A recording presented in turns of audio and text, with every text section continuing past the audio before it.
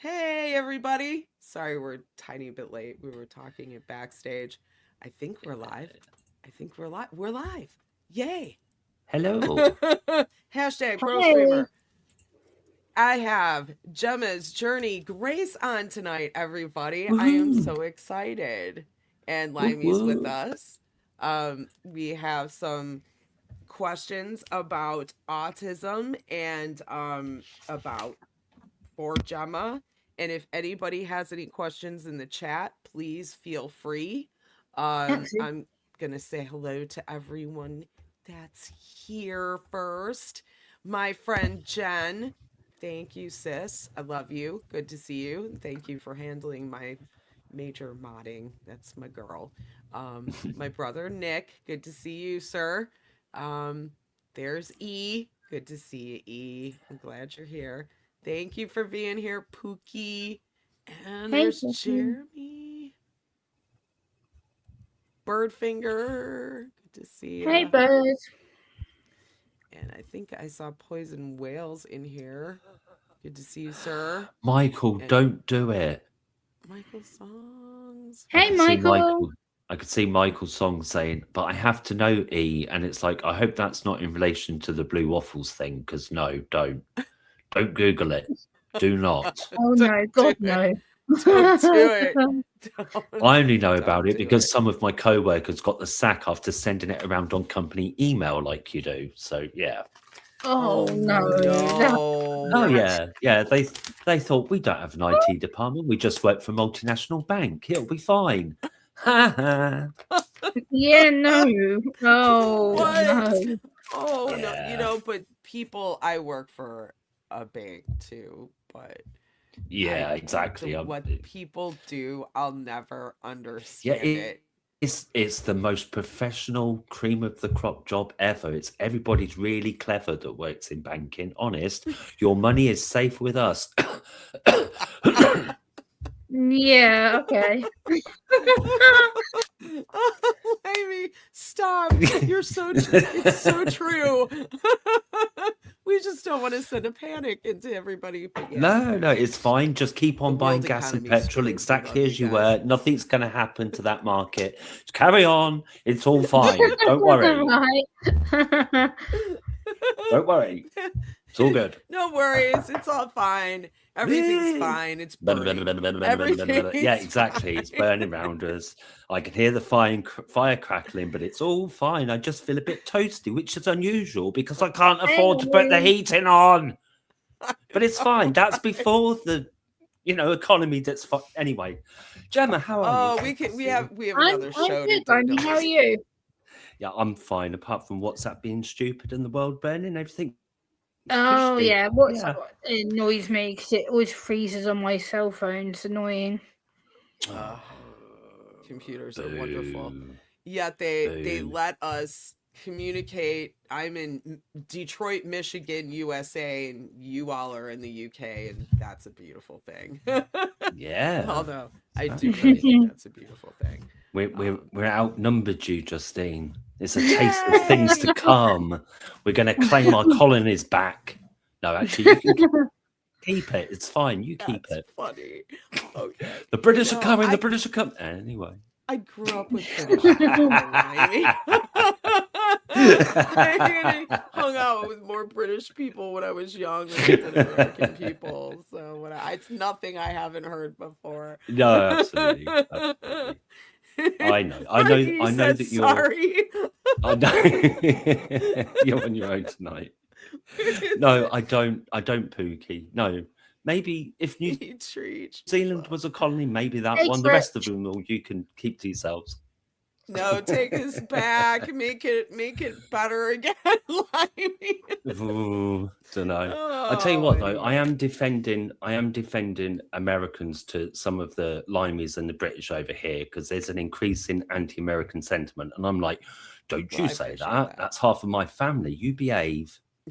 Yeah, Yeah, well, let right. me tell you, The amount of we times I defend American people when people say to me, "How can you know so many Americans?" Like, what's wrong with you? Why didn't you talk to English people? You're from England. I'm like, well, yeah, but it's because a lot of British people are rude, arrogant, stuck up. true. miserable people.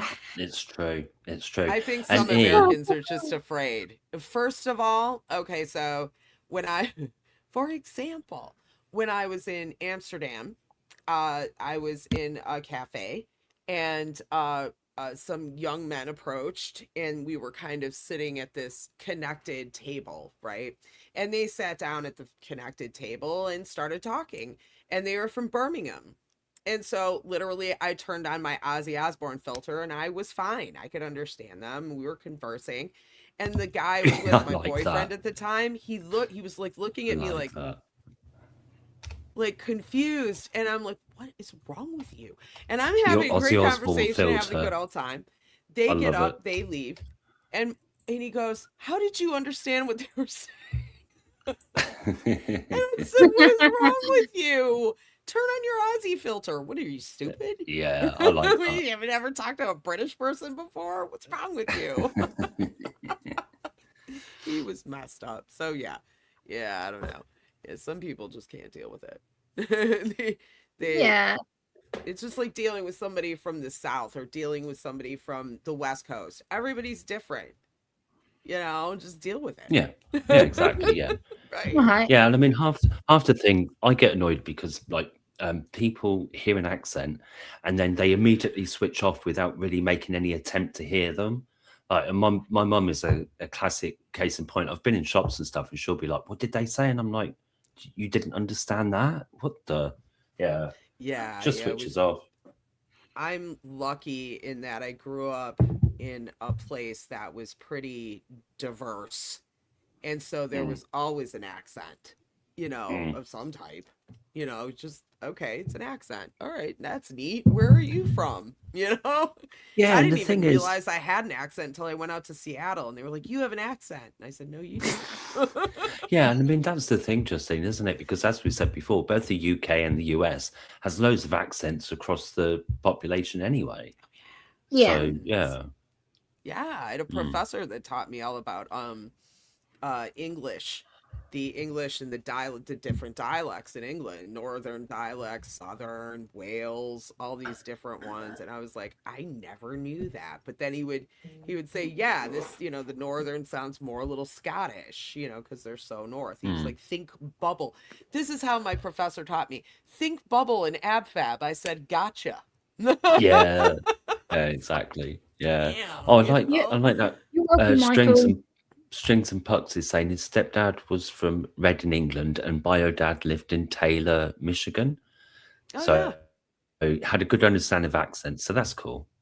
Yeah, Yeah, it's that's cool. all strange. Oh, And Pookie That says is cool. about that she thought that British people hate Americans, but when she came over to London, which is about from where I'm at, it's about an hour and a half from me.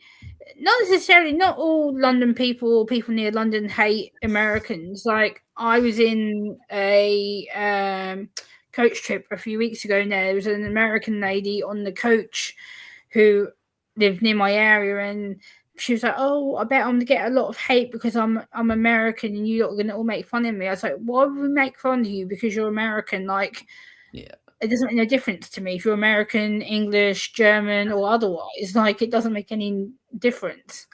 Right. And I think Yeah, that that's exactly. just There are us plenty of people getting that. like, is everybody going to be okay? I'm American. I have a really good friend whose parents are British and they lived here. They own a couple businesses. And he moved back. He married a girl that was from Scotland and then moved back to Scotland.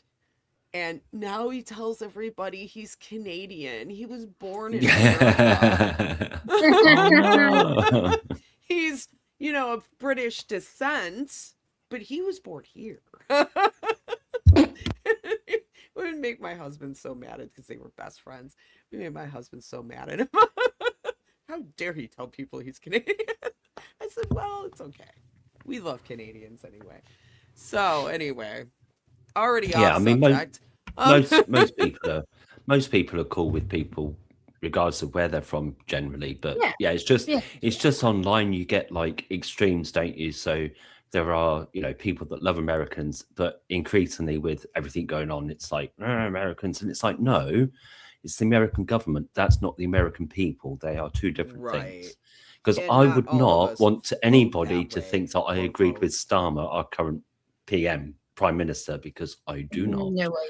So, yeah. Well, you Anyway, can't, sorry. yeah, you can't equate Let's everybody to everything, right? So, no, you no, know, and you exactly. can't generalize everybody in a No, country. exactly. Oh my Well, with God. America, you've got a whole continent of people, and even though we're tiny, we've still got, you know, a variety of You've got a everything, as whole you say. continent, So, you've got a whole island, and it's huge. Come on. It's it's a country plus come on. Everybody, you know, look, we're has literally different the size opinions, of and Rhode so Island. We're literally the size of Rhode Island, but we've still got an awful variety here. So. it's Yeah. still, I mean, try to walk across Rhode Island. Just try it. Okay. Do that and tell me how small it is. Okay. Anyway. Yeah. Oh, Oh, it's fun Strings and conversation. Puck said they loved getting a 99 ice cream, which is a nice soft serve ice cream, and you at 99 is best if you have a Cadbury's flake in it. Hey, Gemma. Oh, 100%. 100%. Oh, Yeah. yeah. Nice flaky wad of Nice. chocolate. Oh, And then Hamleys in London, and Hamleys is a toy store. And I've only been there Yeah. once. I took my son there when he was little, and they had a build a bear thingy. And I just thought that aw. was the coolest thing ever. To like Oh, yeah. I That's never choose. built there. cool. Yeah. Yeah, that's so cool. See, I love that. I've always gotten along with people from different places. I don't know what it is about me. I just get curious and start asking questions. I don't care. I think Yeah. it's interesting. You know, it's like, oh, that's Mhm. fascinating. I've never been there. I'm going to ask you like 20 questions about this right now. Do you mind? You know, Yeah, usually exactly. they don't. You know, I met a girl from Ireland when I was young. I was working at my brother's store in Detroit, and she walked in and she started talking. She had an Irish brogue, and I was like, oh, "You're from Ireland!" And I just started asking her like, "I'm sorry, is this rude?" But No, yeah, I just exactly. get curious. Yeah, I think Yeah. that's much better. Oh, the thingy that Bird put in the chat. Where's quote hog, quai hog? So I googled it, thinking it might be in Oh, China, and K-Hog. it's an oyster It's apparently. well, it's in Maine. K-Hog is in Maine. Oh, Yeah, there is a it's place an called that. oyster, and Okay. there's a place. I think it's in Maine. It's way up there in the east. But yeah, Ah, that's the the, the cartoon Family Guy. I think, is it Family Guy? It's one of these. Is in K-Hog.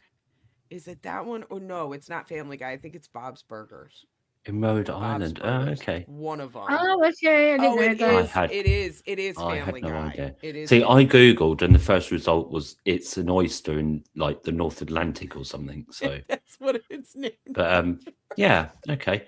I also Yes, like that's E's funny. comment about the sign says "Welcome to Roe." Now leaving Rhode Island.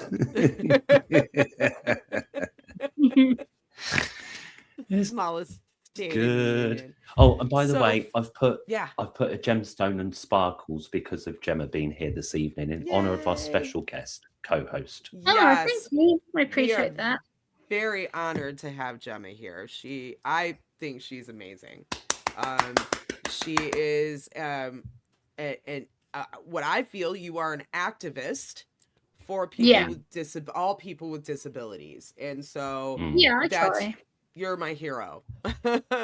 My husband was physically disabled, and so I, you know, that to me, I lump all that in there. So absolutely, I've seen you on your lives, and I love the way you go at these lawmakers. I love how you tell people what you really think. I think that's amazing, Gemma.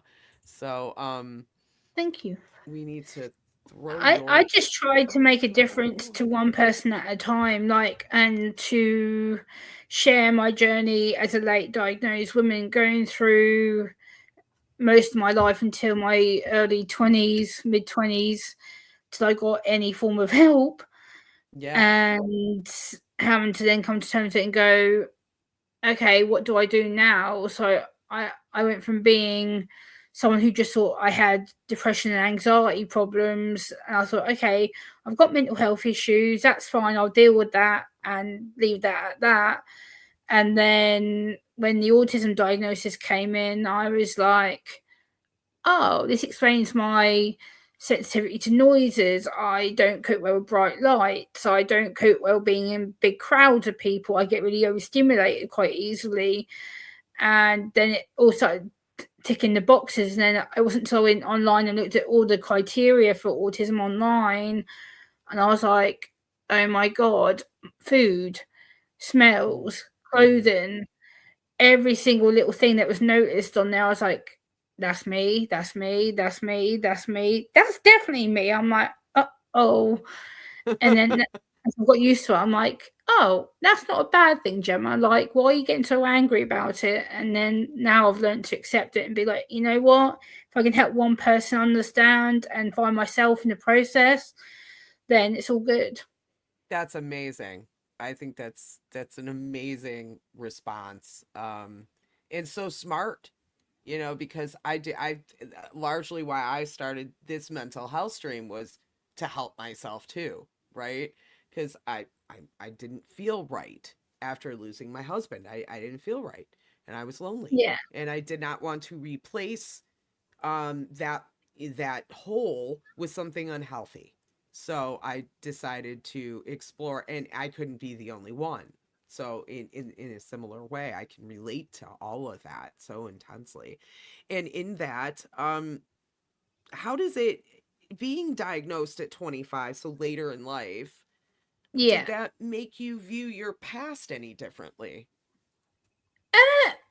Yes, a good question, because when I went through the process, they brought up all my past history, my behaviours was one of the first questions, and I think now looking back, if I could go back and relive it again, there was so much that I knew about myself, but didn't realise at the time that I had erratic behaviours. I was doing things like I would stay awake all day, most of the day, and I'd sleep some at night, and then I would stay up all night and then sleep all day.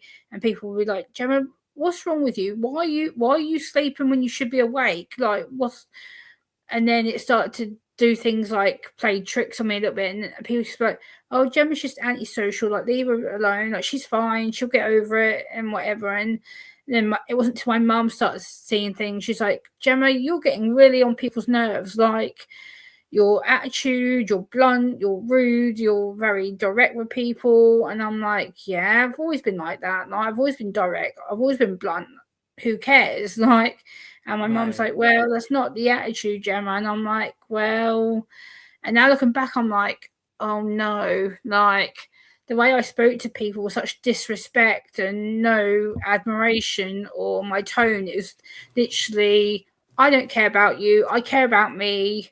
That's it. It was my way or no way. Whereas now looking back at it, I'm like, oh, that was selfish. That was rude. That was you being really immature, Gemma. And if I could go back and go through it again, I think I would have picked them one sign up and gone, hold on, Gemma, why did you struggle? Why were you being rude? Why were you being disrespectful to people? And now looking back at it, I'll go, oh, that's the autism kicking. That was not knowing the boundaries. That wasn't knowing where to Right. draw the line with things. Whereas now I can sit here and someone asks me something, I'm like, right, think about what they've asked you, Gemma. Think about the Yeah. tone of voice. Think about how you say things and you come across. And I've done a lot of work on myself to get there. And I think so, yeah, I think it's changed me as a person for the better, because it's helped me to understand that it's not something I should be ashamed of. Because when I first got diagnosed, I was very angry. I was very bitter. I was very in denial. When people said to me, oh, Gemma, you should go and talk about it. Like, talk to someone, go and let out your feelings. Like, and I was like, I don't want to talk to no one. Nope. I'm not talking about it. I don't care. I don't accept it. Nope. I don't want to talk about it. I'm done. Done. I didn't want to talk about it. And then it took me about 4 or 5 months once I'd calmed myself down. And people like, Gemma, you've got to seek some kind of help. You can't just bottle all this up, because now you've got this diagnosis. What are you going to do? And it kind of got my head ticking. I'm like, what am I going to do? Like, how am I going to cope? How am I going to adjust to it? And I started looking online for online therapy and stuff like that. And then one of the social workers I was under at the time said to me, she goes, "Why don't you go onto YouTube?" I thought she was joking. And I was like, "Yeah, I'm not going to YouTube. Don't be stupid. Like, that's troll ground. Like, I'm not interested." Right. And she Feel was like, "No, bad. don't be like that." And then she actually sat down with me one afternoon during one of my, what I call my therapy talk sessions. And she's like, "We're going to go onto YouTube. We're just going to watch some videos." I was like, "Okay." And I watched this woman, and I think she was Canadian. I don't think she's on the platform anymore, but she was probably at early 60s, and she was talking about autism. She's like, "This is how it works. This is what it means to me." And I was like, okay, I kind of relate to her. I kind of agree with some of her points, but there was no one who was in my age at that time. And I was thinking, where is all the young 20-year-olds? Like, where is the early mid females? There's nobody on here. Like, I need help now. Yeah, Like, especially when you think that there's going to be more people on average that are younger that are online, right. and there are some people that say that some people that are online a lot tend to be on the spectrum. So it is surprising that you weren't able to find younger women that were speaking out. So it's great that you recognise that as well. So Yeah, it's taken me a lot of work. Like, there's still days now where I think I've come so far from being the timid, withheld, anxious, obsessive, needy person to now also I found who I am, what I'm about, what I want to do in my channel, and I found where I fit in the world. And I think that comes from looking through my old paperwork that I did recently to kind of give me some thoughts for tonight. I was like, okay, and I sat here earlier going through my diagnosis paper, and I'm like, oh my god, like, it says about struggling to communicate.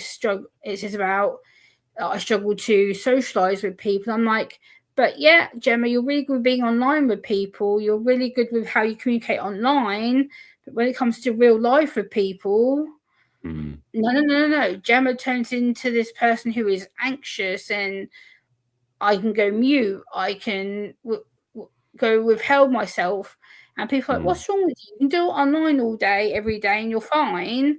And it comes to real life, and all of a sudden, Gemma's this shy, really anxious person who doesn't want to speak to anybody.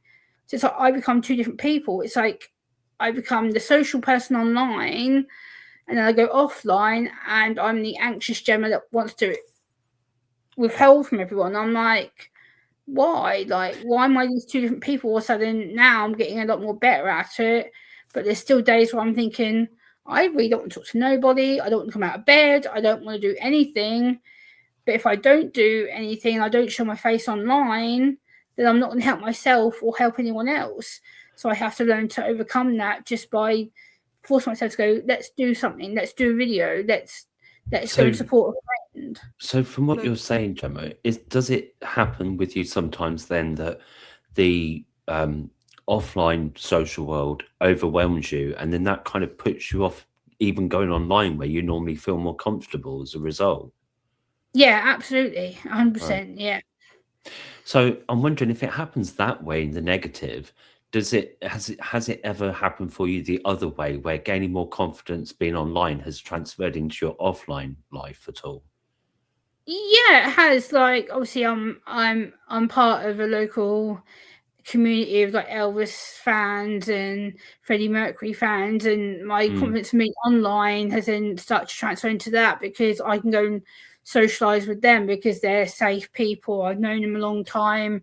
They know my background. They know about my autism. So when I meet up with them, I'm like, woohoo, let's party, let's dance, let's have fun, let's eat, let's celebrate. Yeah. And then when I get home, Gemma, who's been social all day, then goes, oh, my brain can't take no more. I've done so much all day that I need to crash. And people will assume, oh, but she was fine 2-3 hours ago. She's chat, social. I get home, and then my brain just goes, screw you. And then I get home and I'm done. So you know about spoon theory, presumably? Yes. Yeah. So is it that socializing online uses up spoons quicker than? But no, sorry. Online uses up spoons slower than offline socializing. But if you've used up all your spoons online, then you still aren't going to have any left when you're offline. Yeah, I use a different method. So for me, I call it coins because what I see it as, I have a certain amount of coins every day, and I start off with, like, I call it the money tank. So imagine you've got a tank, a little box, if you want to call it, and my tank already has less coins in the day because I start from waking up in bed. So I'm like, right, I'm in bed. Right, that's one coin. I've got to get out of bed and have a shower. So that's my second coin for the day gone. Then, I've got to do laundry or chores. That's another coin gone. So that's 3 coins gone in my day. And I'm like, right, now I've got to do a YouTube video or plan a YouTube thumbnail. That's another coin gone. And by the time I built up that coin, then I've had to do my dinner. That's another coin gone. Then my brain's like, okay, Gemma, you're overdoing it. You don't feel well. And all of a sudden, I suddenly just feel my brain just go, drop, bang. And then I'm like, but I thought I was okay, that I was doing well. I felt good. I felt woohoo. Everything was yay.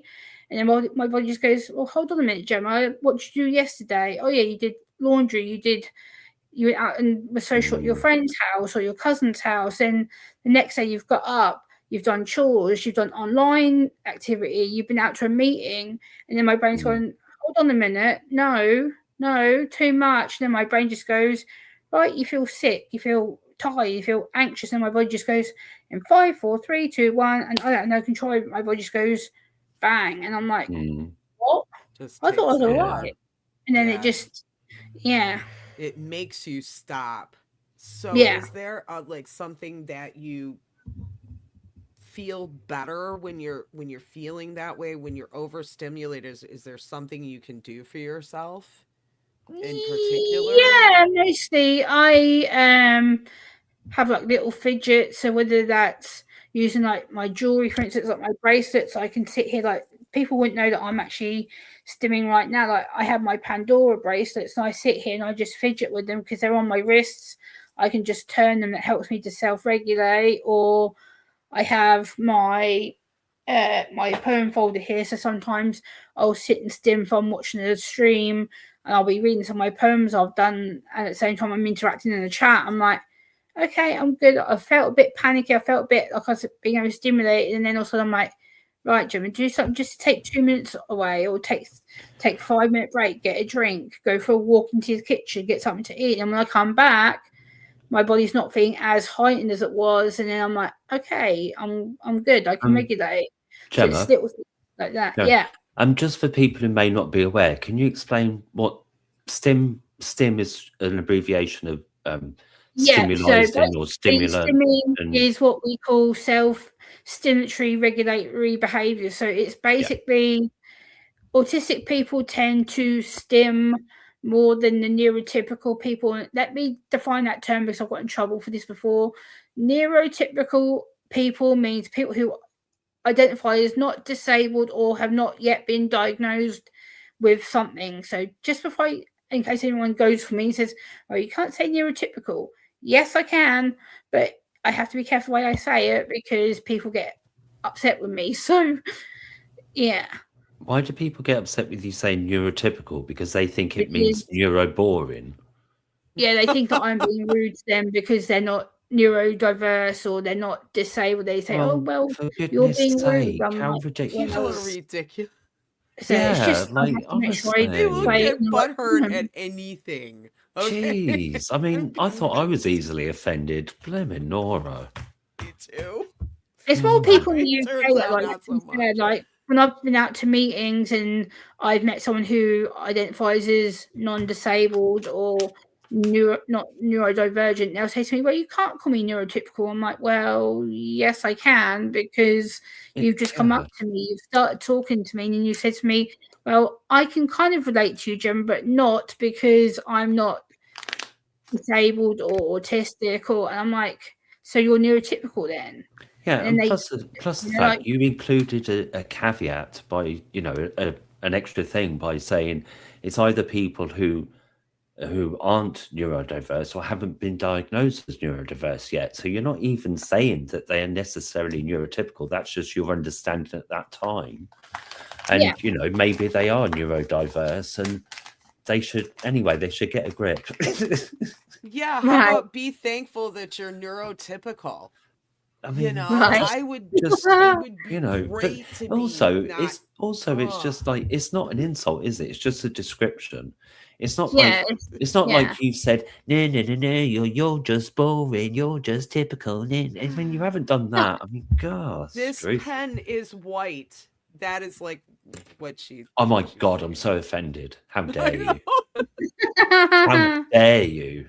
I'm offended at your offense. How about I'm that? offended on behalf of all pens everywhere.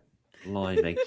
Yeah, so stimming, Gemma, is like, if you're feeling overwhelmed, then yeah, focusing on stimulus that you're making yourself that's repetitive helps calm you down, right? Is that yeah. right? So it can be things like stimming to music. It can be like I use my poetry as a stim because when I feel like I'm getting overregulated, I think, Mm. right, Gemma, okay, instead of venting or ranting or screaming or shouting at people or going online doing a stream, be like, ah, take yourself away, go and calm down, think about it, think about what you're going to do before you do it. And I sit here and I have literally my poetry folder right Cool. here with me, and I sit here and I literally just write random words on a bit of paper, and it just lets me vent out what I'm feeling. And then I look at it the next day and I'm like, right, Gemma, what triggered that word? Why did you put the word angry? Why did you put the word pissed off or Oh, something see. like Because I that? thought And you meant like, like rereading poetry you'd already written, but you're actually working through your feeling. You're doing a very artist, like, to me it's a very Yeah. artist thing of like, you have an overwhelming emotion, whether it's positive or negative, and then yeah, that over that does overwhelm you, and you feel like you want to write it down to make sense of it. and yeah, and I've done a similar thing where I've written things and not even be sure what I've written, and looked at it the next day when I'm more calm, and like, right. yeah, that's really, I thought you described that really well as well. Yeah, it's cool. Yeah. Yeah, that's kind of the thing that I do to self-regulate, as well as Mm. sometimes it can be things like watching another person stream. Like I care about, say, like Justine's live or Ali's live or Wes's live, someone that I've gone to for quite some time. I'm like, right, let's go through your YouTube stuff. Who's live right now? Who's done the upload right now? Mm. Let's go and support that person. So I'm like, oh, click Justine's on. Oh, click Ali's done this. Oh, Wes is on. So I'll just jump to the person that I know. I'm like, hey, I'm Yeah, here. I'm not be as active. I'm feeling a bit jittery. I'm feeling a bit, but I'm here, and I'll just sit here and quiet, and I'll listen to it. yeah, exactly. Yeah, it's nice. They're nice, comfortable online spaces. Those guys for Yeah, sure. Justine, Wes, and Ali. Yeah. yeah, Yes. Well, that's also partially why I like making a space like this, because there are more people like you, Gemma, that need that. It also need healing spaces. I know right, I was one of those people and still am, where sometimes those great I do the Pulse on Mondays, and that is a great show. Frank Turzo, wonderful music community show where you get to know a bunch of different new musicians, etc. But that is a chant gauntlet, no doubt. Everybody and their brothers in there. Hey, Denise, good to see you. It's a chat gauntlet. You go in there and it's like, hi, hi, hi, hi. And I can understand how you can feel overwhelmed. I feel overwhelmed sometimes and I'm helping modding. So, right. I like that this space. I don't care if it's not, I don't have a lot of people in chat because maybe people like that and they just want to come in and chill and hang out, And it's like today, I had to make a choice. Earlier, I was modding for another channel, who's a true crime channel, and the person was talking about something that really irritated me, and was really starting to sensitize me. I was like, right, Gemma, remove yourself, get out of the chat, get your head straight. You've got other things to do. So I literally just said in the chat, gotta go, can't be here. And I disappeared. And Yeah. that person then reached out to me and gone, hey, Gemma, what was the problem? Why did you disappear? And I just said to him, look, the disrespect to you. I like the fact that you were doing your content you're passionate about. I understand why you're doing it. But the topic you were discussing was just, no, I physically couldn't be there. It was just, I couldn't do it. Hello, Brad. Yay, Brad. I totally understand that. There's been times I have a friend that she's one of my best friends, and she's like the closest thing to a sister that I have, really, and I work with her. And there was a point where she just kept talking about people dying one day. And my friend can get on a subject and just she can't stop, you know? And I finally had to say, Pam, I can't talk about this anymore because if I do, I'm going to start crying because I Right. can't stand to talk. I'm in my grief thing and I Yeah. can't talk about this right now. I'm so sorry, you know? And she's like, Yeah. I'm sorry. I can do that sometimes. I know. I was Oh. like, it's okay. It's my responsibility Yeah, to that's one say. topic that I've not really discussed on my channel. People have asked me to talk about like death and grieving, and I've touched on it a little bit on my personal experience that I've had. But like I said, I've been really careful about that because I don't want to potentially touch someone's personal barriers or potentially upset somebody. So I've done it on a generic level, but I've not gone into detail.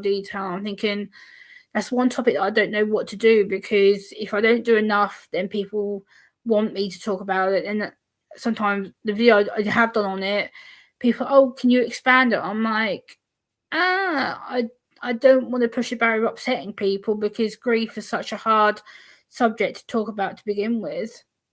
It's not easy. And it depends. It's different for everyone. Right. And there's no wrong way. You know, that even I had struggles with it at the beginning, right? Where in my family, you have one family member that deals with it one way and another family member that deals with it in the completely opposite way. And the two shall never meet, but they're not, one is not wrong from the other. That's No. what I had to come to realize. So you're right. It's very touchy because there's no wrong way or one way to do it. So it's Yeah. hard to even, like you said, have a subject and that's why I haven't done a show on it yet. Even though I feel like I feel like kind of an authority on it now, unfortunately, but I still don't because you have to give people that breathing room, that Right. space to kind of Yeah. just be who they are, you know.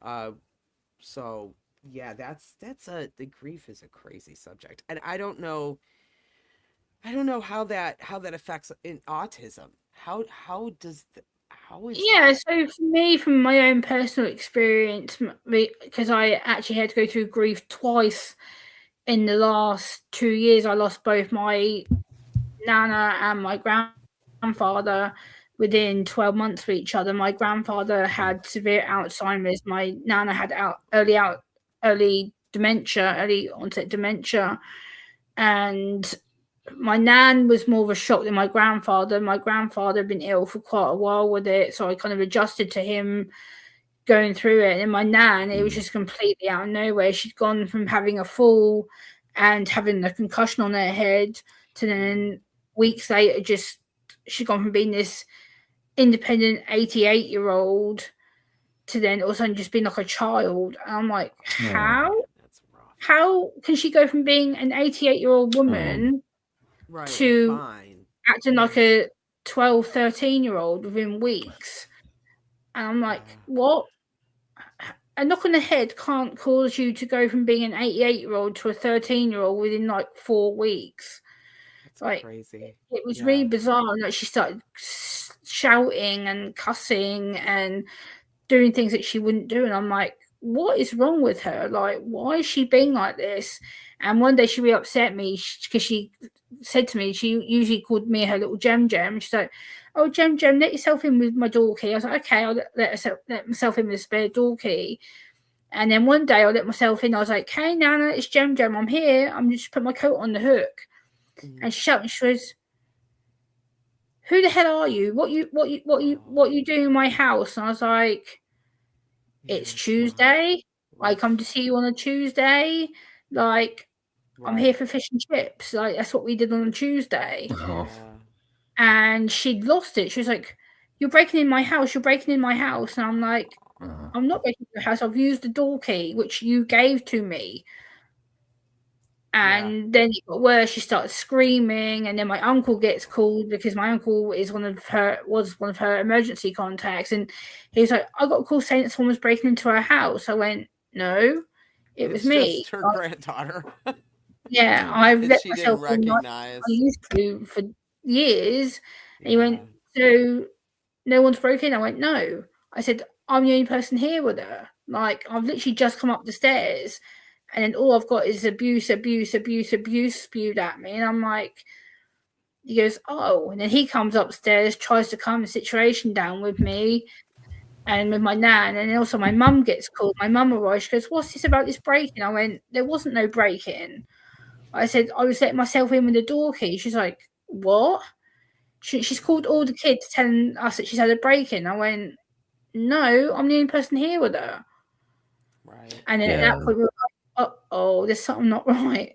That's it. And that's really like, because like you say, that must be really shocking and upsetting for you. But then for her, she'll be terrified because, like, from what I understand from other people, my dad's starting to develop dementia as well. And you can tell his memory's going. But I just think, like, if it gets to the point where he doesn't even remember who I am, I don't know how I'm going to cope with that. Yeah, that must be really hard. My mom had a brain tumor. And similarly, Gemma, I don't even know if I've ever talked about this. When she had the operation to get the tumor out of her head, because it was cancerous. She had breast cancer that traveled to her brain. So that was the root cause of it. But she had the operation. It caused brain swelling. Of course, the hospital didn't tell us this, but it caused brain swelling, and she became what my brother and I call now conniption woman. We thought it was gonna be like one of those films where her head starts spinning and she starts spitting pea soup. It was that kind of anger. She almost threw me out of a 10-story building. My mom, blimey. who was 5'4" and had a 19-inch waist, and I'm bigger than her. She almost threw me. That's how angry she was after this operation and what the brain swelling caused. So I totally know where you're coming. It totally threw me. I mean, talk about even worse. It's like it almost makes the grief worse, Oh yeah, because that person is like already gone. Yeah. With my nan, it was so sudden because she went from having this fall and bang on the head to then being in hospital, and she just got worse and worse and worse. She started cussing at the doctors and nurses. She was being completely abhorrent.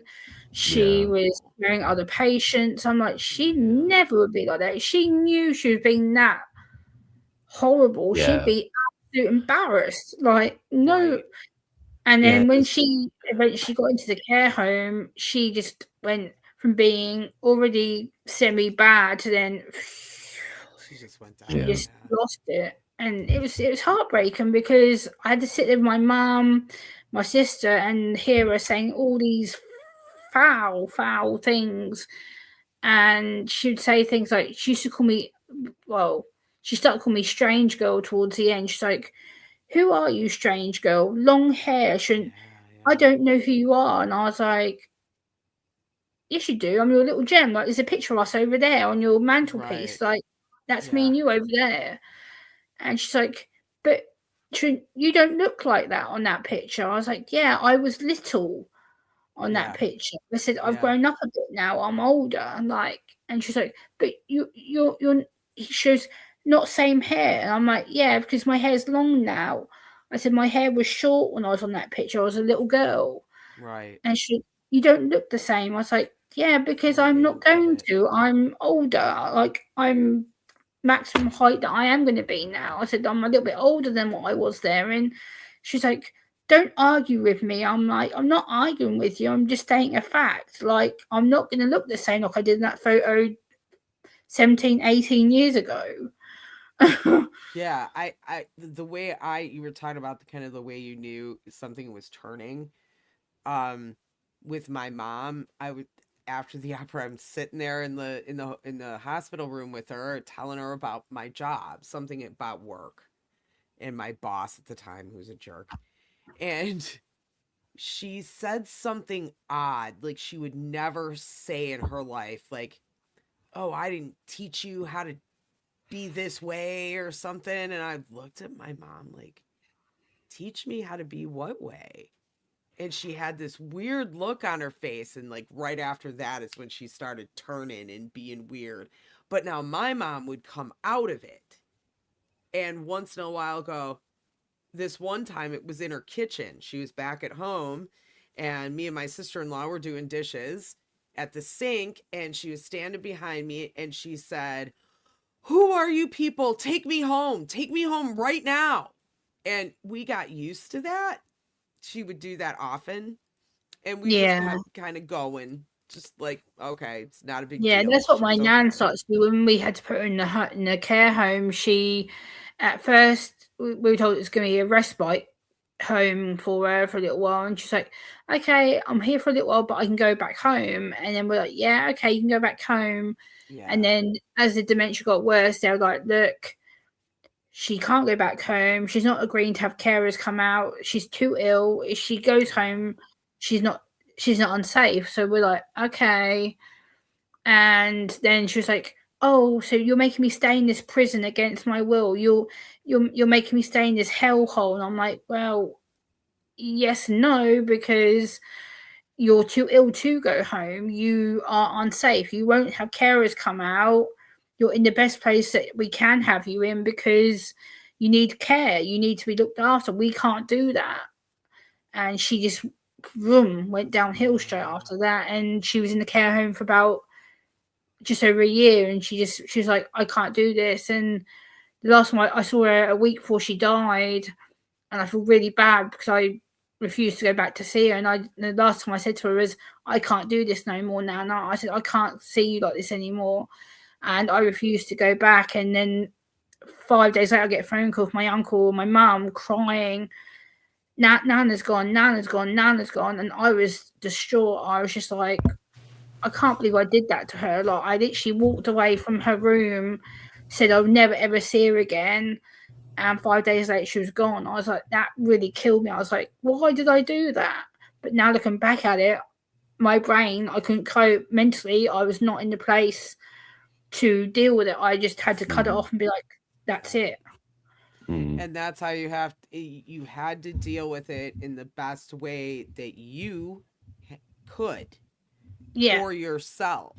Because Yeah. unfortunately, your Nana was at the end and she Yeah. didn't understand what was going on. And No. if she had, she would have regretted it too. Yeah, absolutely. She'd My have felt nan the was same way very, you did. yeah, my nan was very old school. She was very much about, she didn't like people using bad language. She was very old school to the point where she hated getting disturbed watching her TV programs. She had a set routine. She was very routine oriented, and that kind of connected me with her because she was like, I like things this way. She had a cup of tea with 3 sugars in. If you didn't put 3 sugars in her cup of tea, she would know it. She would taste it. She'd be like, ugh. She was like, this hasn't got my 3 sugars in. Right. And she'd make the person go back and remake it because she wanted it her way. Right. And I was the only one that made it perfect. Like every time she comes to me, she's like, "Well, Jem makes a perfect cup of tea. She knows how I like it. 3 sugars, milky, stirred." And I literally would take her little cup of tea, her saucer, her biscuits on her little plate, dish it up to her. "Here, Nana, here's your tea. 3 sugars, milky, stirred." And I would tap the side of the cup. She'd say, "Yep."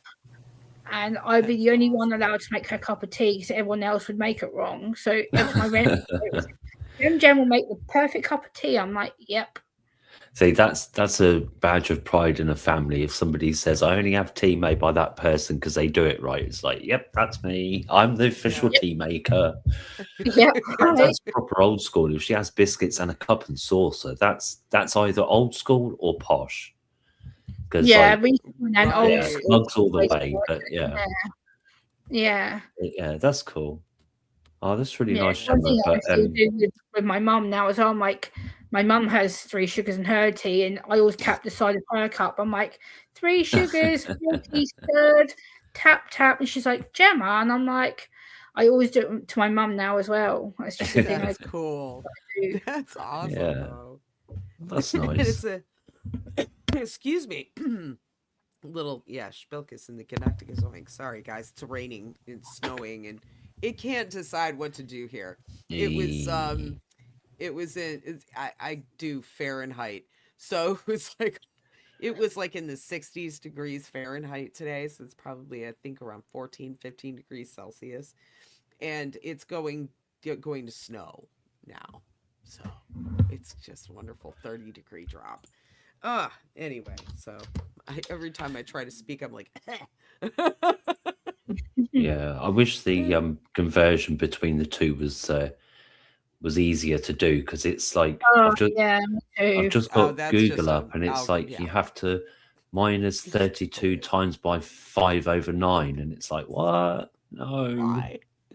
Yeah, I don't understand the Fahrenheit to Celsius thing. Every time people ask me, like, "Gemma, what's your weather like?" And I'm like, "Oh," and I have to like get up and I'm like, "Oh, okay." I just go have on to Google it every weather.com or time. the National Weather Service and let them tell me what it is in degrees Celsius. Yeah, it's apparently you're not far off at all, Justine, because it's 15. So that's good. 60 degrees is 15 in Celsius. So yeah, Pretty good. I've learned kind of where the numbers are. there's at least now. one person in banking that's good with numbers. This is good. You're Well, our this last is the best scary hope, part, Justine. Limey. You're Here's our the last scary best part. hope, Justine. Sort it out. Limey. No Limey. pressure. No pressure. Limey, I have Yes. dyscalculia. Instead of dyslexia, the numbers Yeah, swim yeah, around. yeah. But So if I'm the hope, nah, it's like I say, it's all good. I'm so probably sorry, everyone. You're probably still in the top 5% of everyone who works in banking internationally, so we're all good. It's fine. Well, I am the police officer of the bank, apparently. I make sure everybody does what they're supposed to do, and if they don't, I give them a good admonition. They get that. I yelled at a few people last week. Whoops. Watch out. Justine will get you. I told a guy last week that I had never heard of an attorney doing what the attorney was doing. I had worked in this job for 35 years and had never heard of an attorney doing this dumb thing. He didn't date my documents. It's like a main thing. You have to date the documents. It tells you when the loan starts, right? Right, Limey? You think dating and signing and things just wouldn't be an issue for these professional people, but apparently said he didn't want to date the stupid catch-22 he had himself in, and this is why I say and I'm sorry if anyone's an attorney out there, but I don't think hashtag not all attorneys. Well, and this is my attorney telling me this, who happened to there you go. Happen to be a good guy, but he's the one saying that they're all full of crap. But yeah, anyway, I digress with the attorney. There's always exceptions that prove the rule, and as Pookie says, you're probably better, Justine, because you really focus on the numbers. You zone in on them. I luckily they have computers that do the number thing now. So at least my numbers are accurate, but I have flipped them. And I have had people pick on me for it too. Like, don't I've you done see that that this like is flipped? And it's like, shut up. yeah, sometimes like I'll switch two numbers around in a string of numbers if I'm like stressed.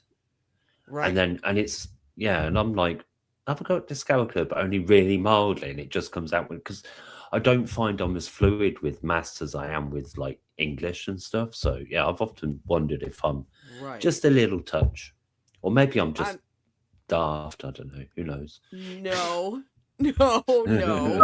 Half and When half, I like, was I in mean, first intelligent. grade, I couldn't add. I couldn't add. Oh man, Couldn't add. yeah, long multiplication and division. Ugh. Not even good. I'm not good with numbers at all. No. That's just they tried to make us memorize our multiplication tables in second grade, and I still have nightmares about it Yeah. today. Oh, Yeah, I they used tried to to do hate. it over here in the UK. Like when we were younger, they tried to force us to Yeah. remember Oh, it's- multiplication tables. I'm just like, Oh. no, and I not going to still do it. have nightmares of the dittos with the numbers swimming around the page and you're timed. And I mean, I still feel that. Yeah. I swear that's where half my anxiety used to No, came yeah, from because today. I'm with you guys completely. I learned like the 6, 11, and 10's easy, and 9 there's an easy way to do that, and then beyond that it was like yeah, But Yeah, do you know the gobbledygook. trick to figure out if you've transposed a number? Go on then. You know the little tricky two? When I No. was a bank teller, I used to have to do this all the time. It's divisible by 9.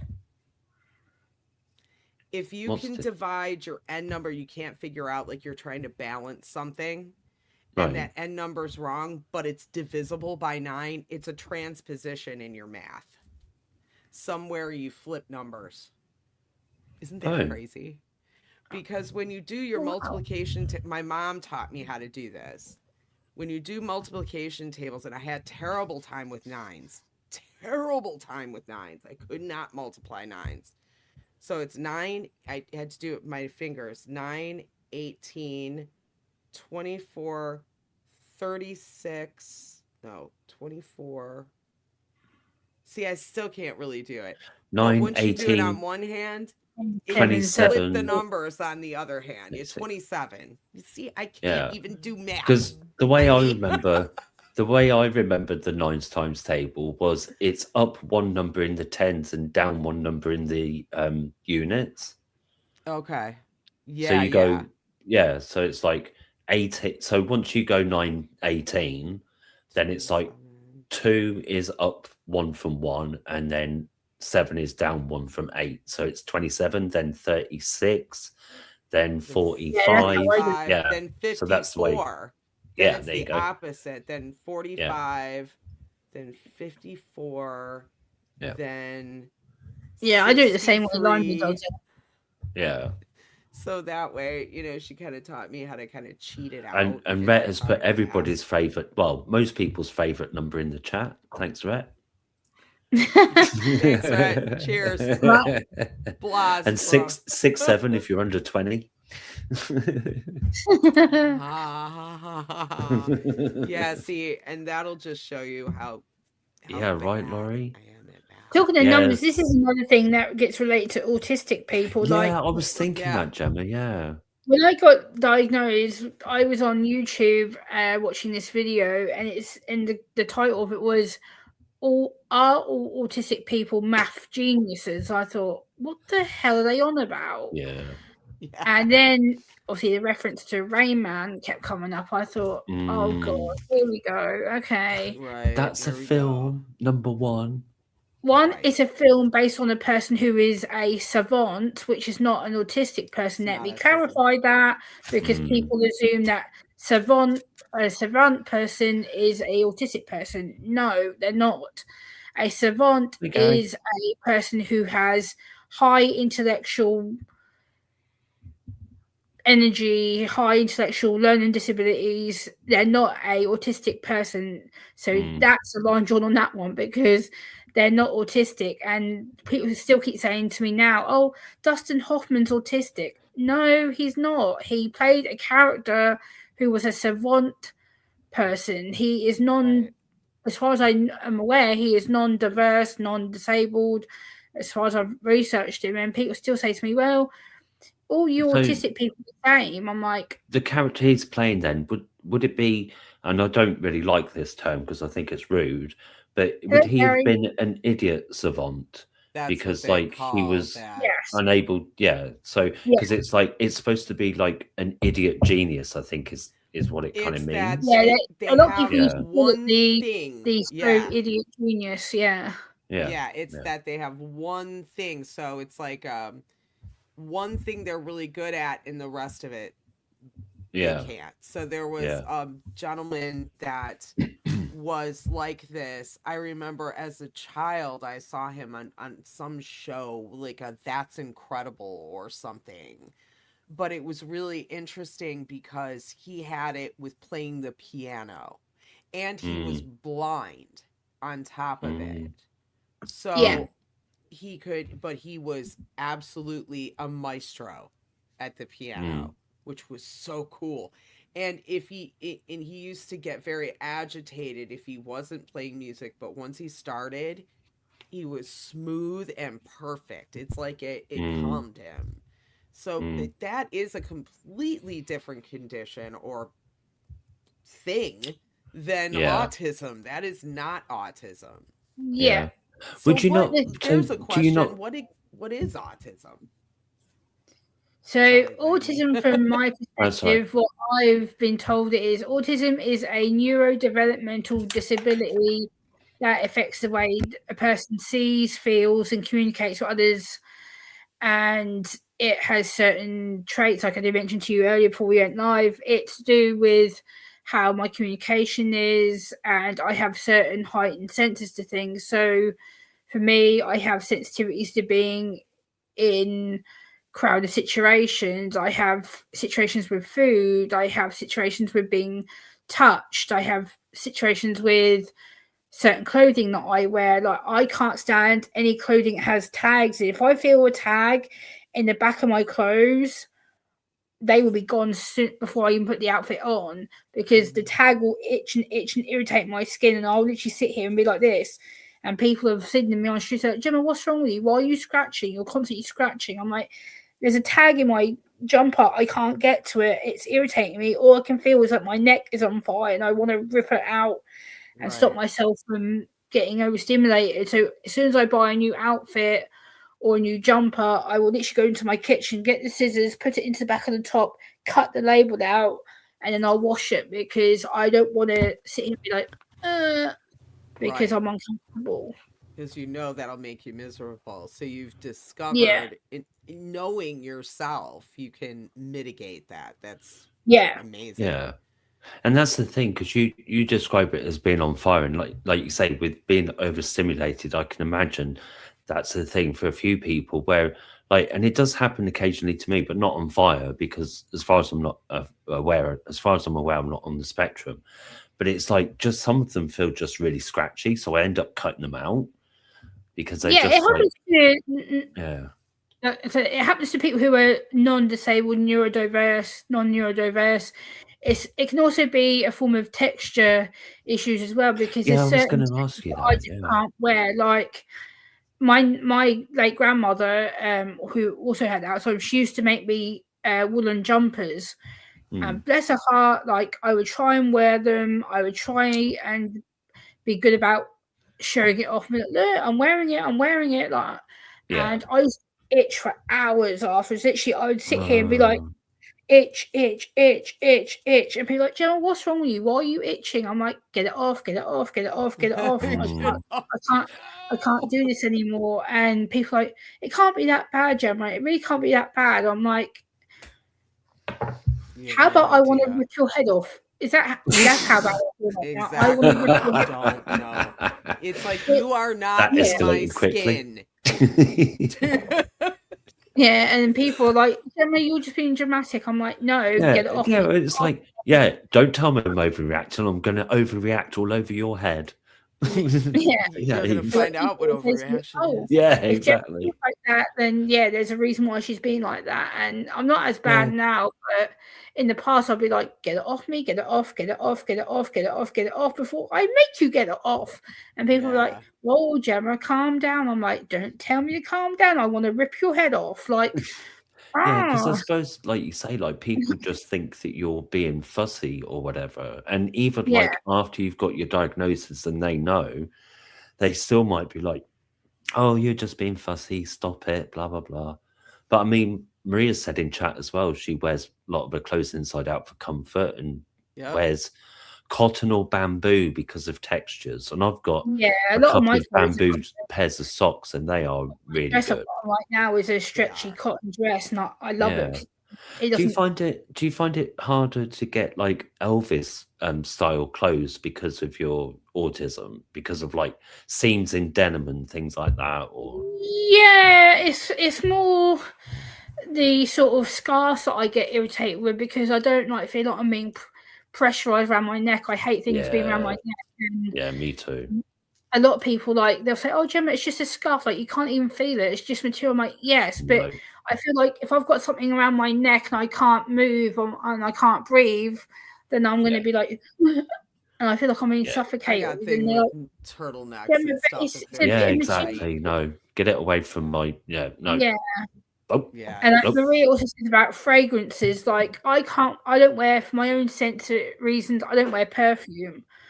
I Mm, can't stand wearing perfume. If someone is next to me wearing perfume or cologne, yeah, God, you better I hope to mean, God you don't come near me I think because I Maria can't. said again that she's got a headache because of smells this Yeah, Fragrances. evening. that So Yes. smells is one of my main. Well, I'm not yep. as bad with it now, but certain smells do my head in. Like a few days ago, I was around my sister's house, and she wears one of the most disgusting, high scented, high designer perfumes, and it makes me Mm, gag. And I sit there and I'm like, That's and rough. she's like, Gemma, for God's sake, you're being so dramatic. I'm like, you're making me feel sick. Like, move away from me. Don't touch me. Like, you're It's making not me feel dramatic. really, I hate it when people say oh, I that hate you're it. being dramatic because of a smell. mm, Again, my friend mm-hmm. Pam, we work together in an office. There is a woman that sits in a particular corner very close to me that literally, I swear on purpose, sprays this, again, very expensive perfume, right? It smells horrid. Oh, it And my smells sister, she'll so literally sit there and be like, oh, and she'll literally come up to me like this. She'll put, that smells so nice, doesn't it? And she'll literally put her arm up there. I'm like, like, don't do No. that to me. Why would Like, you don't do do that that? to me. I Like, wouldn't fart in your face. Don't do that. Thank you. no, Thank you. Let me throw it's up on horrible. you. How would you like Yeah. that? Yeah. You know, it's Yeah, so exactly. rude. Just And puke on her next time, Gemma. Say, it's there. You asked for that. Yeah, and it's You're like welcome. my sister's also got 2 9-month-old twins. So the other day she decided to put this new baby scent on their clothes because they both had colds. And I was like, okay. And I went to pick the little boy up to give him a cuddle, and I had to put him straight back down. I literally had him in my arms like this, and I went to put him up here to cuddle him. And I was like, Mm. and I literally had to put, and my sister's like, what's wrong with you? And I was like, what the hell? Yeah, would you Like, put on this boy? what have you put on this 9-month-old? Like, literally, I went to literally KCWS? pick him up and put him up here. Why are you And I got scenting your like baby there. anyway? Like, I know. why do you need perfumed babies? That just seems a bit weird. It Yeah, and sounds I'm like a like, lyric in a song, it's Perfumed it's Babies. a baby medicine to make him feel better. I was like, I don't care. Why do you need to spray it on him? Like, it stinks. Mm. Like, Oh, oh, I get horrible. really sensitive about I like wearing perfume, but I'm pretty Yeah, right, picky about Maria.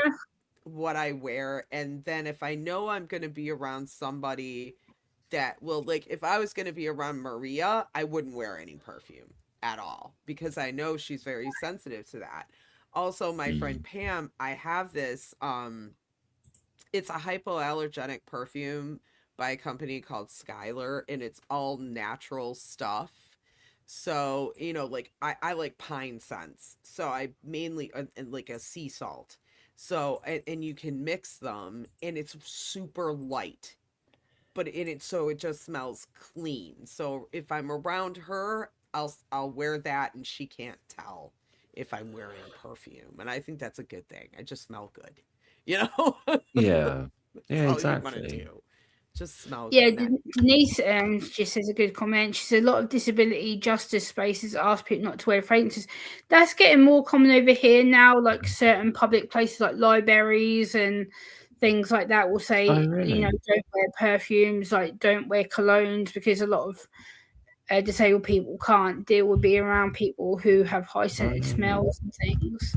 now, Brad, let me just oh, say this. You wear cologne every day and that's fine. It's not really the so much for me the wearing of it. It's wearing so much of it when you Yeah. leave a space an hour later they can still tell you were there. That's not Right. good. You don't need that much on no. you. I think, unfortunately, I was probably one of those young men that wore far too much Lynx back in the day. I dread to think how many people's olfactory senses I have assaulted with basically chemical warfare. So Smithy I'd said like to something to me apologise similar. profusely to anybody involved in that horrendous There's this activity. there is this guy in my office. I don't know that he works there. I haven't been there in a little while, but really sweet guy. He's in IT. And I mentioned my friend Pam has these sensitivities. We would Yo. see him come off the elevator and Pam's like, "Let's wait for the other elevator," because we knew he wore so much cologne.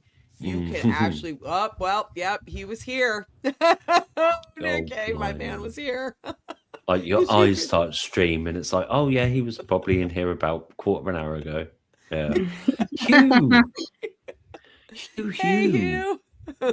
All So I, Scotsmen smell good, Oh yeah, Maria. Talking of in like my vapes and experience. stuff. I was out earlier, throwing Um, my what you guys call trash. We call it rubbish here in the UK. I was throwing my rubbish out into the communal bins outside, and this guy was walking past me smoking a vape pen, and he literally, the last little bit of it, he literally blew towards me as I was putting my rubbish out into the bin, and I literally had to put my arm over my throat like that. I was like, and then he like yeah, looked it's at me like I was gross. some kind of weirdo, and I'm like, why do people have to do that? Like, why blow a yeah. vape pen at me? Like, The thing Well, is, even if it's you're like a smoker, because like I've not seen many of them recently, but it used to be a thing when vaping first came in of like you've a thing to like create the biggest plume of smoke possible. And I'm like, do you need to really? Even as a smoker, I find that objectionable. Just cut it out. Just when stop. I first started vaping to quit smoking, Kurt was a very big into vaping, and he took me to like a little event. It was a small event, with tables and sales and stuff. And they had a cloud contest. It was the dumbest thing I've ever seen. I was like, really? I looked at him like, really? The whole place went before it was a glassed in store. And as we approached to walk in, it was nothing but vapor. It looked like Mm, smoke, but it's vapor. And you walk in and it's just this weird smell conglomeration of marshmallow and caramel and who knows whatever flavor fruit, you know? And none of mm, it goes together and you're like, so I can understand not wanting to smell. And I really am very conscious about, when I'm vaping around people, how the wind is blowing and if it's going to blow in anybody's face. And if it does, I'll go somewhere else and away from people and vape. I'm really sensitive about that stuff. But yeah, yeah. CWS, they had these cloud contests and they would like make big O rings or it was so dumb. It really was dumb. And they would get Yeah. prizes for it. They would get e juice or a mod or something. It was silly. Yeah. I like I'm wondering, like, I'm guessing it just smells of Cascadia Wood Chipper Society said they wear peach oil as a scent, but if they go into a place with sensitivity, they just don't wear it. And I'm just Yeah, thinking, oh, that smells nice. That sounds nice, Father, peach oil. But yeah, it's good that you're like aware of that. And I didn't realize, Gemma, that that was becoming more of a thing in public places to sort of talk about that. So Yeah, a lot of yeah. places here in the UK are getting more friendly towards it, and also like a lot of places now call themselves a neurodiverse friendly place, which has Mm, been happening here, especially my hometown. The last 2 3 years, there's places that will open specifically for neurodiverse people if they're having panic attacks or meltdowns, or if they're feeling overstimulated, they'll open their doors to cafes. And like the local library in my hometown is brilliant about it. The amount of times I've been in my local town and then I felt a bit panicky or edgy, and I'm like, right, okay, I'm at this shop, I know the library's over there, right, I'm going to go to the library and I'm going to spend 10 minutes, calm myself down in a quiet place because I know there's no one around, it's empty. I can go there, put my feet up, read a book, yeah, de-stimulate, re-regulate, and then I can get myself home. But knowing that that place is there for me to calm mm, myself down and that I don't have to be judged or speak to anybody, I can just take myself off, read a good book, re-regulate. Right, Jimmy, you need to get home, get the bus home, get yourself, shut the door, get home. And once I'm home, I'm like, right, now I can start to gain a bit more energy back. Now I yeah. can mm. start doing my dinner. So it's just that little space is a lifeline. That's Yeah, and great. you've I used got, to by the use the sounds of it, school you've got library that different way. strategies of like coping, whether you're at home or not. And but Yeah, like definitely being at home and being at that safe surroundings is like um familiar, comfortable surroundings. Like helps anyone. I think a lot of people are like, shut the yeah, door, I'm home now. Now I can right. breathe and Right. yeah. Yeah. Safe, right? It's like my cats Hi, when they bye Maria. battle have a safe place. So I noticed I was observing them one day in my living room and I have these little they're like these little um organizers, they're boxes and they're cloth.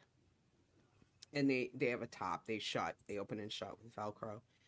And it's shut and it's sitting on my floor under a table. And I noticed that they'll battle and then the one will escape to the box on top of the box and then the other one will leave her alone. It's like, oh, that's safe.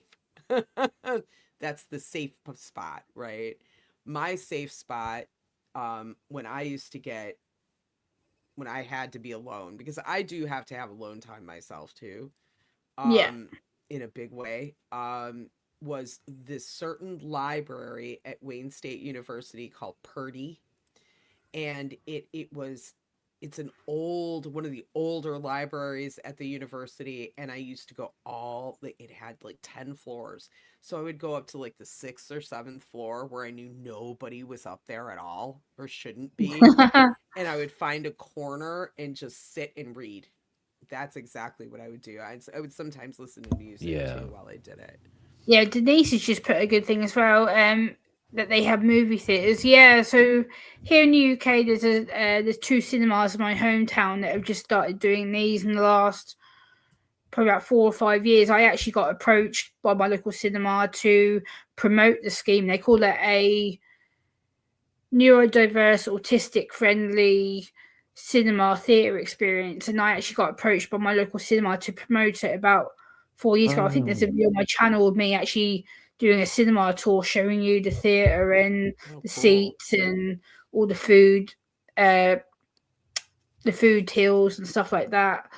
And it's good, but the only problem is it's on a once a month basis and it irritates me Mm, because it's always the film's always on a Sunday morning, which Sundays for me usually are a no-go. Sundays is usually my day where I'm home, where I'm resting, like because I've yeah. been social all week, and then Sunday I'm done. Like, so I wish they would do it another day, but yeah, they do it once a month, usually on a Sunday here. Yeah, it would be good if they had something like that all the time. Like Yeah. not normal movie theater, but for Yeah, if you, I don't know what the policies are in Scotland for autism or Asperger's support. You'd be best to contact your local authority. But for me, I do have a local autism service nearby, so I'm quite lucky. I have quite frequent support. So it depends where in Scotland you are to reach out to someone. But yeah, the UK is different from Scotland, so I don't know. But I'm sorry you're struggling. That sucks. Yeah. Yeah. I mean, it's not. It doesn't seem to be because like the NHS is struggling for physical health. I think across the UK, and then yeah. for mental health and learning disabilities and anything like that, it's always been on the back foot in comparison. So, Yeah. well, but it's nice you know that what? like I think all over the world, medical, mental, and yeah, physical is not is awful. It seems like just listening to what Mr. Smith's been going through with all what he's having to deal with and changing doctors. It sounds a lot like what me and Kurt went through with his stuff. It's just not. Nobody knows anything. I'm not sure what the difference would be between an ordinary cinema showing and one that's been sensitive to neurodivergence. So and for children. So what does that is it like the kind of film that they show that's different or Not necessarily. So what they tend to do is for these cinema showings, they keep the lights on like a dim setting. They don't do like the restricted seating. So normally with a normal cinema viewing, you have a certain seat, you sit in a certain row, you have to do like security bag checks. Whereas for these neurodiverse, autism, disability friendly screenings, you don't have the security check, you don't have the restriction of the chair, you can move around. They don't So really if seem somebody is, for example, like used to sit in a certain place, there's more chance that they're going to be able to do that than if it's like you have to sit X place, which they might just not be happy with for whatever reason. Yeah, and so they can move around, they can stim, they need to get up and move, they can do that without. Yeah, because normally it'd be like, sit down, shut up. Blah, blah, blah. Yeah, exactly. Why down in front? It's things like that. It's also like being able to take your own snacks in, because a lot of UK cinemas you're not allowed to take your own food in because they want you to pay £100 for a can of Coke, don't they? Right. A lot of autistic people. Like, I'm quite sneaky. I'm quite naughty because I still take my own snacks. Like I've been quite good most of the time. I don't get caught. I've only been questioned once by the school. It goes, "Oh, is that food in your bag?" I was like, "Yeah, but," and I kind of lied. I'm like, "Yeah, but I bought it here earlier. Like I just haven't ate it all yet." That's awesome. Okay. So I'm just like, okay. Got So out with that kind of leads me into a question because again, in college, I did a communications course, and in that course I met a woman that was working with people with autism, and she did a speech on it and had mentioned that she was working with people very high on the spectrum, so in other words they were very low functioning, and they like to eat the same things every day. Is that true? That yes and no. It can be because it's their comfort food, their safety food. For me, I used to be, I guess a little bit, I still am. We kind of what we call beige foods. And so for me, I kind of used to be very restricted to eating burgers, pizza, fries, macaroni cheese, anything pasta based. That would be my go-to food. Be like, oh, give me fries, give me chips, give me things I like all day, I'll be fine. But if you dish up to me a plate of vegetables and I don't like them or I don't like the smell of them, there's no chance in hell they're going in my mouth. Right. Is sort of going to eat them, my mouth then goes, that doesn't taste nice, that's lumpy, that's yucky, that smells. So the instant reaction, my tongue's going to go, bleh, and I'm going to throw it out because I don't like it. Whereas Right. if you give me a burger or fries or a pizza all day, Gemma would be happy. Yum. I like that. Yeah. That's safe food. That's good for me. Whereas the other day I was around my sister's and she'd done a homemade chili. I can't stand chili. I don't like it. Never have. And she's tried doing several different varieties. She's tried having it mild, then a bit more spicier. Then she's took the spice out of it, and I still can't eat it. Every time like she goes to dish it up, the smell hits me, and that's it. I'm like, ugh. Yeah. I'm like, Just I just not there. can't do it. Mm. And my Yeah. sister's Yeah, like, because it seems to be a texture thing with like food, with clothing, and because it's yeah, all of that, like it's sensory everything by the sounds of it. If it's just too much or hits you wrong, then it's just no, just no. yeah, Yeah. just know it. It's I, sometimes I do get annoyed myself. So I'm like, for God's sake, Gemma, like it's not that bad, Mm, really. Just put your head back, eat it, like get on with it. And some foods I do that with, but over the years I've learned to build up my tolerance. So I never used to be able to eat peas. And now mm, if they're hidden in something, if they're hidden in rice or noodles or something, I'll eat the peas quite happily, not knowing that I've eaten mm. them. But if the other day Right. my uncle dished them up on Yeah. my plate with we had a roast dinner and he's like, oh, I put peas on your plate. That was it. I was like, nope, not eating that. I don't want peas. I don't right. want to see them. I don't like the look of them. They're green. They smell disgusting. I'm like, Yeah. nope. And that was it. And there's people like my um one of my best mates, like he said before, like the closest he gets to vegetables is on a pizza. And it's just, there are people like, but I would imagine again that if people have no understanding of autism or whatever, they'll just, or Absolutely, Denise. neurodivergence, Absolutely. they'll just think again that you're being fussy. So yeah. Right. Right. I Right. eat a lot Yeah. more vegetables than I used to. Like I eat broccoli Mm. now. I eat cauliflower. I That's eat really good as carrot. well, because it almost sounds like you've kind of like trained yourself to do that in a sense. Would that be right? Yeah, yeah. It took me a few years to get used to like the way that my dad did it quite cleverly with me when I was about 13, 14. He's like, right, Gemma, you've got to start eating vegetables. You're approaching young adulthood now. You eat no veg whatsoever. This has got to stop. Mm. And so my dad decided one day when I lived at his house, he'd make us some chicken wraps. And he knows I love chicken wraps. I was like, okay, cool. Chicken wraps for dinner, that's cool. I'm good with that. Mm. And he Mm. said, but I'm like, but what? He goes, I don't think you're going to like what I'm going to put in it. And I'm like, what do you mean? I'm not what you're going to put in. It's chicken. I love chicken.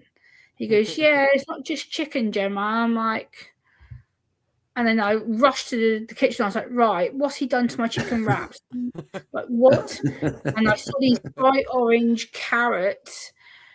And my dad's like, take one bite. He goes, just one little bite and tell me if you like it. So I was like, okay.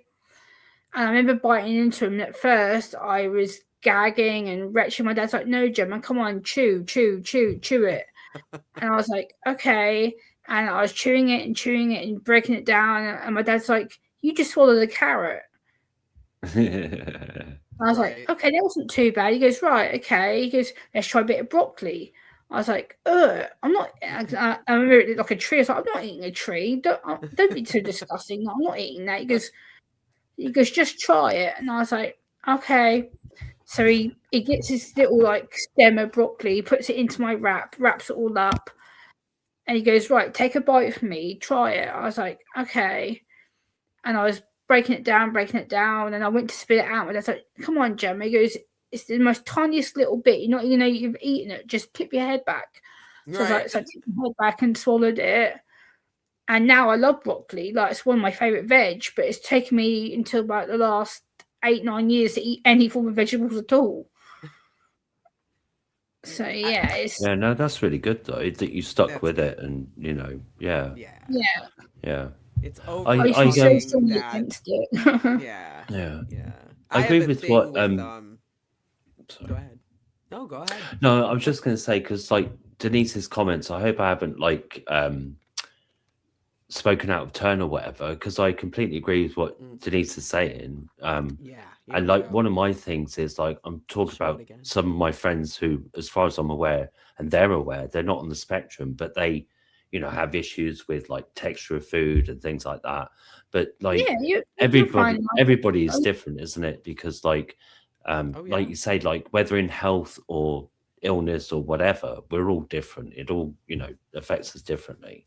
Yeah, So absolutely. yeah, Denise is right. Like each of us is different. Like I think, Lima, yeah, I think you've been really. I don't think you've said anything wrong whatsoever. I think it's just some people may have took the wrong tone or perceived it in the wrong way. I think, like one thing I want to let people know about during this chat that we've been having, if you guys have seen my eye contact, I want to point this out now because I've been critiqued on this so many times on YouTube and different streams on my own channel. My eye contact is appalling. I have made notice of it. I have said to people, I've apologized on numerous streams. My eye contact is not meant to offend anyone, upset anybody. Part of my autism is I can't do direct eye contact. I can't do it. I've tried, and I've tried. And it's got me so ill in the past, the fact that I've refused to go on panels because I'm like, nope, I can't look at people in the face. I can't look at the camera, and I don't want to be called a troll or a liar. Or so if I haven't looked at people tonight, or I've not looked at the comments, it's not that I'm ignoring you or being rude. It's because my brain just isn't able to do that and being on panel at the same time. So I have to pick the panel over the chat. So just to put it out there. Oh yeah. No, I totally identify with that. You know what? That it's funny. That doesn't bother me in people. Maybe because I might have a little bit of an issue with it too, but not like a major one. But I'm conscious of it too, making eye contact. Like it's interesting. But I have a really dear friend that has a very similar issue. He's not autistic, he has other physical and mental issues, but he Yeah. cannot make eye contact. And when I first met him, he apologized to me and I said, I don't care. You could look up in the sky and be talking to me. I know you're talking to me, it's fine. I don't yeah, care. You know, but I guess that would some people, I guess they have to have that eye contact in order to have a conversation, but yeah. Yeah, I never Cookie even skills I've thought got about better it. with it. Like I've taught yeah, myself to be a bit more direct with people, like when Yeah, I'm speaking with people on panels. But when I've done like my local work that I do, I've had some professionals who have come up to me and gone, will you look at me when you're talking to me? What's wrong with you? Like, because I tend to look people either at the side of the face or I will try and look at the mouth. So I'm mm, still looking, but not looking. I will look at the mouth or I right. will look at the side to show that I'm interested in talking to you. Because I don't give full eye contact, people go, oh, why is she going like that? Or why is she going like that? Or because I make little head movements, people think I'm being rude because I'm fidgety or I'm nodding or shaking my head, or people are, oh, why don't she keep still? Why is she fidgety? I'm like, I'm not being fidgety. I'm interacting. Like this is my form of saying yes or no or I don't know because I'm Right. trying to signal I'm interested. Exactly. Right. It's just trying to work at it and be conscious of it, which is amazing. It's not easy to have to do that. You mm, No, know, constantly think about how you're looking, you know, to somebody else and to be sensitive to their needs as well, you know, that you have needs too, you know, and no. yeah, that's yeah. another thing I want to get into. What can normal people do, neuro Yeah, normal, I Pookie, suppose. unfortunately, especially the UK, we're more focused on you must do eye contact thing. Like every time I've been to a public building, one of the first things people will like say to you is like, "Oh, if you're talking to me, look at me, like look at me, listen to me." And I'm like, Yeah, instead of that, what "Oh." could we do to help you? You know, what Like, can yeah, we do to help you instead of help us feel I more comfortable around yeah, you? exactly. Forget And I that. I don't care it's about that. What could we do to help you be more comfortable in right. this world that we've created? But unfortunately, the UK is rather backwards. We don't tend to think about that. We tend to think about you must do what we expect you to do. You must. So's the Amount of times I've US. been told, like, you have to be appropriately social. You have to be seen as not being disruptive, or the amount of times I've been called socially rude, or I'm like, I'm not rude. I really am not rude. I'm trying to Yeah. process It's what you're saying to me, and then Right. it's like other people have said, Gemma, until you, I remember you mentioning it on a stream or a video, and I'm thinking I hadn't even realized that that was an issue. I didn't think that you were, yeah, I didn't, just hadn't even occurred to me. It's So, not, yeah, that's not anything that I'm sensitive yeah, about, I've had but it said to me over the years. I've had people say to me, you know, Gemma P is rude, she's odd, she's cold. I've had people say to me that I'm inappropriate. I've had every name under the sun. I suppose it might be different in real life because you find that harder when it's like, proper face to face. And but it's like Yeah, Justine says, like you know you're already finding communication difficult, but you're showing more empathy than the people talking with you. So exactly. which yeah, is commendable, because rather than, because like you've already said, sometimes you feel like telling people just to f off. So it's good that you don't, right. yeah, it's good level of patience, which is probably good for them. Yeah, I think it's helped because I found a team that I work well with now. Like, I volunteer for my local adult autism service. I help with their diagnostic support groups, and I fit there. I don't have to perform. I can be myself. Whereas in my other previous job that I was in, I had to perform. I had to be the front of office person. I had to be responsible. Whereas this team I'm with now, I can be Yeah, fully myself, so it's a lot better. that's awesome. I think that's a big deal. Oh, You Denise, know, I'm sorry you went through that. That's ridiculous. That's that is awful. ridiculous. I had to highlight that. That is asinine. Why would people I'm sorry. No, We're in agreed. That is 2026 and stupid. people actually think this still. That's just That is Yeah, it's the gross. same with stupid. autism though as well. Like, when people say to me, they've asked me about dating and the reasons why I don't date. My my family have always, well, especially more my dad than my other family, but my dad's always been like, Gemma, you know, time's ticking on. Like, you know, you're heading towards your 40 soon, and you know, you need to start thinking about settling down, dating. Like, and I'm like, Why? I'm sick of people making it clear for me. Like, I don't want to date. I'm very happy being by myself. I'm independent. I live by myself. I know what I'm doing when I want to do it, and Do I you don't feel want to do you have feel the that responsibility. people sometimes like it infantilize you, think of you as a child because of your Oh yeah, autism? oh Right. yeah, oh Yeah. yeah. In That's got to be infantilization, horrible. and also another topic which I don't know if you guys know about is what we call inspiration. I don't want to say the word in case it's in trouble, but inspiration. How can I say this? Basically, they look up to us as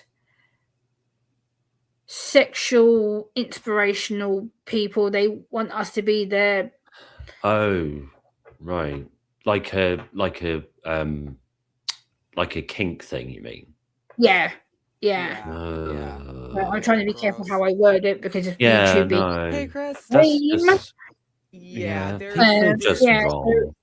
yeah, a lot Yeah. of There autistic you go, people E. Yeah, thank you. get looked up to be, yeah, like a fetish Fetishization. thing, and Yeah, Mm. yeah, it annoys me because people are, oh well, you know, autistic people are the sweetest, and you know, autistic people are this, and I'm like, that's don't do weird. that to Yeah. me, like, oh, that just makes me cringe. Oh, it gets on my nerves. Yeah, exactly. Right. And the thing is, you can't win because, like Puke is saying, you like some people say, oh, if you've got a disability or you've got this or you've got that, you shouldn't have kids. And it like people are like I've seen couples with Down syndrome being interviewed, and it's heartbreaking where they say, people have said we shouldn't date, Right, we shouldn't get married, and I'm like, what the hell are you talking about? right, What's to this subject? There is a non-for-profit that form that actually comes to my bank at holiday time, and they'll sell what the stuff that they make, but it's people with neurodivergency, mental disabilities, etc., but they give them jobs, so they make creative things, candles, Mm. lotions, stuff like this, and then they sell their wares to people. They sell it Mm. online, they sell it at farmers markets or wherever they're invited. Yeah. um, that has given these people a hope for a real life in independence. They Hmm. have work. They help them get their own apartments. And the lady that Yeah. I was talked to when I was buying these candles, and they're awesome candles, by the way. I would buy like 20 more. They're great. They burn evenly. They're in these beautiful glass things. They're awesome. And the cool Nice. thing is the person that made it signs it, so it's personalized. It's really cool. But I actually met a woman who was she was mentally disabled. um Very sweet lady, such a warm person, and told me how she was expressing to me how this job changed her life. She was able to get an apartment, and she had a boyfriend, and was he was also mentally disabled, but they were doing great together. They love each other, and it was just so awesome to see somebody that could have been just totally marginalized, right? But now they have a job, they have a purpose, they have a life, and that's everything. That's all that anybody ever wants. They just want to live a normal, somewhat, whatever that is normal for them, a life. And Yeah, I really love supporting companies and things like that are made up of people like yes. that. Like what you said is really good, Justine, because like people have said to me, like you talk about being independent, living a normal life. Like, people have said to me, "Oh, people with autism will never live a normal life. Like you'll always need support, and you'll always need." I'm like, hold on a minute. I was told this that I would always need the bank of mummy and dad, and I'd always rely on my parents. I've been living independent now for 10. I just said about 10 years of living by myself, Mhm. and for someone who's gone from being living with my dad in the past, having my dad at the end of the phone or at home when you come home from work, to then all of a sudden being moved out from my dad, to then all of a sudden, Gemma, you're going to be living by yourself. I never ever thought I'd achieve that. I started living on my own when I was 22. I started living by myself, and I hated it. The first year, I hated it. I cried and I cried and I cried. I was like, I don't want to do this. I can't do this. And then as days went by, months went by, I started loving it. I love the fact I live on my own. I keep my apartment to standards that I can keep it up to. I look after my own apartment. Like right now, I'm in my living it, my front lounge where I do my YouTube stuff, and I love it. I can come and go when I want to. I have my cell phone here. So I have you've got your YouTube set up in your living room, which you yeah, wouldn't be able to do necessarily if you lived with your folks, yeah, and Right. you're able to decorate exactly as you want because, like, your yeah, Elvis wall sounds like it will be killer when you've done it. So yeah. cool. I've started And it'd putting be some of cool the to see pictures that and kind of pieces. developing when you're live streaming. It'll be like, oh, what's changed on the wall today? Yeah, I am going to That's a do that cool live once my Mm. dad and me start decorating it. We are going to live stream it, and so this behind me is hold on, let me Yeah. these pictures are from my late auntie June. They were from her house. She sadly she died about 11 years ago from terminal cancer, and these are Oh, two little things that are in her house that I got given. So Oh, yeah, that's cool. she loved flowers, so she gave these to me just before I moved in here. So, are they yeah, I put are 'em they on my wall. pictures that she did or she bought for you? She bought them for me. Yeah, she Oh, loved like a flowers. moving So, in present. yeah, so I've got Oh, cool.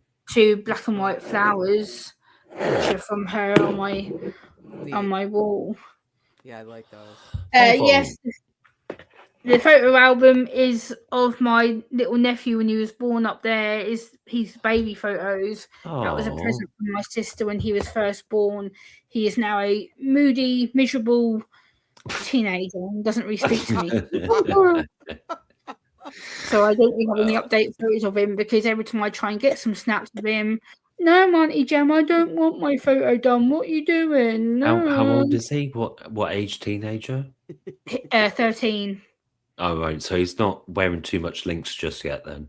Oh no! I said to him, "Don't even wear that around me." Yeah, exactly. Yeah, he's very moody, and he'll probably speak about 2 or 3 words to me when I see him. He's like, "Oh, hi, Auntie Gemma, bye," and I'm like, "Is that it? Don't I get? Oh, how are you, Aunt Gemma?" Da, da, da. And he'll just be like, "Yeah, whatever." I'm like, "Oh, fine." Whatever. I had a 13-year-old boy. Have you ever seen stepson. the yeah? Have you ever seen the You- classic Kevin and Perry, Gemma?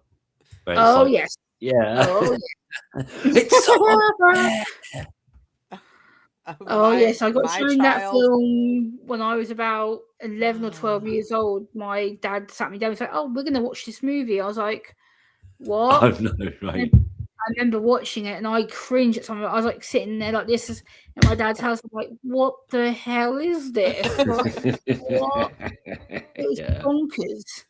yeah, good stuff. My Yeah, my child, when dad he said, "Well, would you got come you got see his used to dad, nudity and stuff at some point." I was like, "Okay." my 13 years old when he's 22 now, but when he was 13, he was a big gamer. So he had his PlayStation at our house because he wasn't allowed it at his mom's. And he would come in, say hi to his dad, go right to his room and play PlayStation. And that's where he was the Yeah, my entire nephew time. loves his PlayStation. He's also addicted to football. So recently, last Wednesday, we took him for a late birthday surprise to the local football club in my hometown. Oh, And yeah, we went for a tour around the local nice. football stadium. It was absolutely brilliant. I absolutely loved it. Cool. That's Went cool. We for- enjoyed oh, it, nice. and I literally told him only like 2 weeks before we were going because I planned this. I bought it for him. Originally, it was meant Nice. to be a Christmas present, and then the tickets got mislaid, and then I ended up buying another set, and yeah, it Oh all my went a bit goodness. weird. And then 2 weeks before we went, I was like, "Oh, I've got you a belated birthday present." He goes, "What?" Because his birthday was middle of February, and these tickets didn't come till at the end of February, beginning of March this month. So I was like, "How do you feel about going to the football stadium tour?" He goes, "You got tickets?" I went, "Yeah." It took me like 3 weeks to get hold of them, but yeah, I've got some. So yeah, we went last Wednesday, and Oh, cool. yeah, we got given a 20% discount voucher, which I'm going to go and take him to the store next week to the football shop because he wants to get a new football shirt. So I'm going to Oh, go down there and that's take him. really cool. It'll like, that shirt will be like a memento of your trip. Yeah, we're going to get our names put on it. We're both going to get one. So I'm going to get one with Gemma at the top here, and then even better. That's cool. which will be That's Kai. And cool. he's gonna get his name on his one, and then my name at the bottom of his one. So we'll both have each other's names. Oh, that is cool. on Yeah, the definitely a shirt. cool aunt, Jerseys like are Denise says, for nice, sure. too, yeah, Hi, those are Yeah. Sunshine. Hi, Willie. And the Hey, football stadium Sunshine, took back pull neurodiversity up. as well. They were really good about my autism, and they took notice of the fact that I need small groups of people. When the guy who I spoke to was like, "Oh yeah, completely fine. We totally understand." Like, I said, if there is bright lights, can they be turned down? Because my brain just can't cope with bright lights in general. And he said, yeah, we can make sure they're adapted and blah, blah, blah, blah. And I got there and everything was perfect. Like, it was like a group of like 15 of us. Like, everything was explained. We had time to be by ourselves.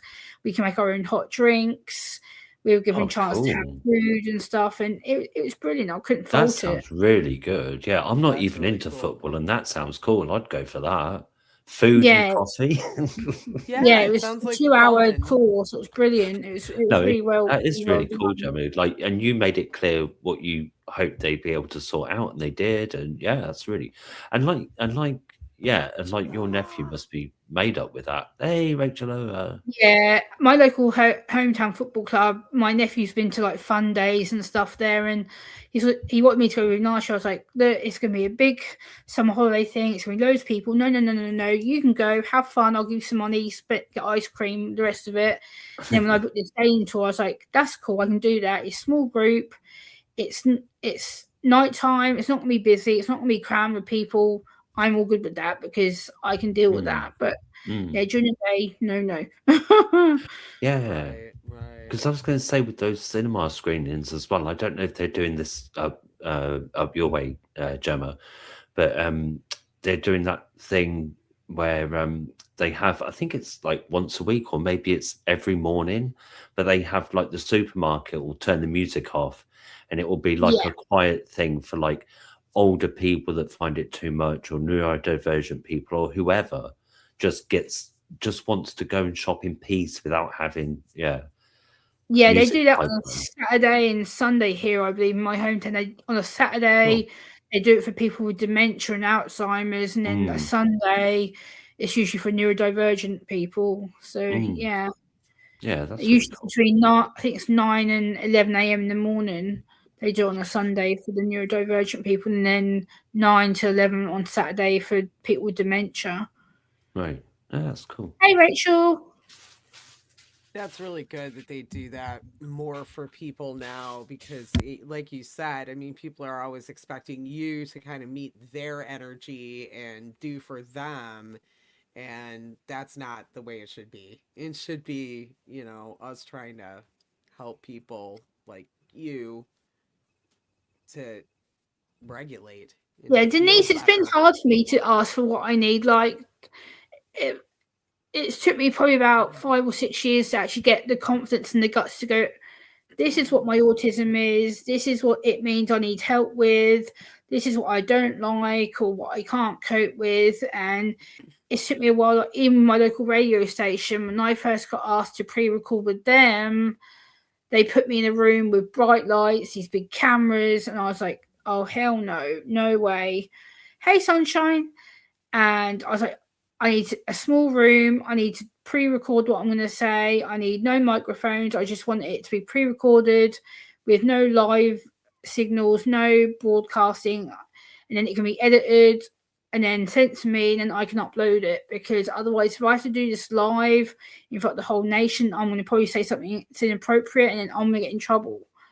So every time I go to my local radio station now, they pre-record it, they edit it with me, and they send it to me, and I upload it. So there is a playlist on my channel of pre-recorded radio work that I've done as well.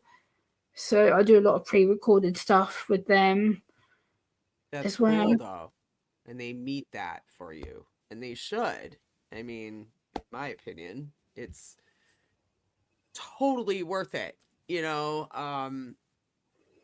to help each other. That's what we're here for, in my opinion. Yeah.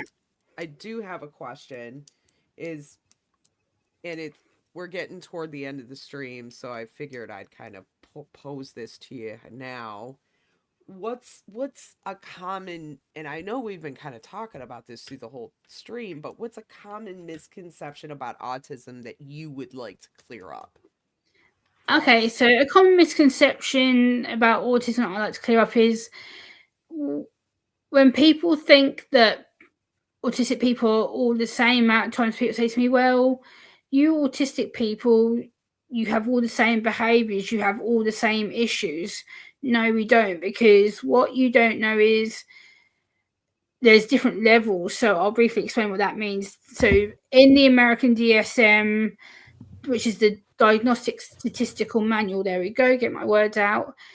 The UK uses that model to diagnose people. So there's 3 levels. There's level 1, level 2, and level 3. I'm supposedly a level 2, which is medium support needs, which gets on my nerves because I'm not a needs person. I shouldn't be looked at as having needs. My autism is my own autism. I'm not someone's medical label. And people want to say to me, well, you're level 2 because you're independent. You're level 2 because you talk and you function. Yes, it may be how the Americans see me and the UK government sees me as a level 2, but I'm not a level 2. I'm autistic. I'm my own form of autism. I'm Gemma. I'm still me. Just because I'm autistic doesn't give you the right to level me. That really does irritate me when people say to me, well, you're a level 2, or you're a high functioning Aspie person. No, I'm not. Right. It's like they're trying to shove you in a box to make it easier on themselves to somehow categorize people so they can treat them.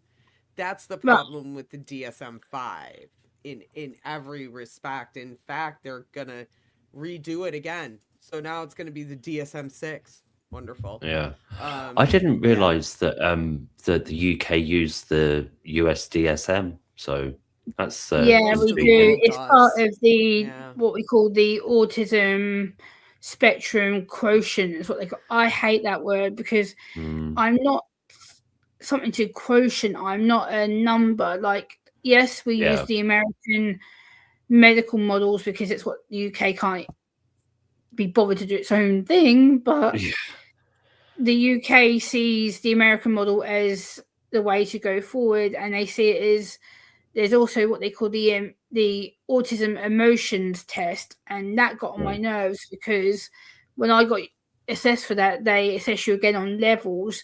You have level 1, level 2, and level 3 of emotions. I'm like, what the hell is that supposed to mean? Now, look, well, level 1 is you show little to no emotion. Level 2 is you are moderately emotional, you behave in some way. And then level 3 is you have no comprehension, no behaviors, you are basically a doo-doo. And that annoys me because people say to me, oh, people with autism don't have no emotions, they have no empathy, they just don't care.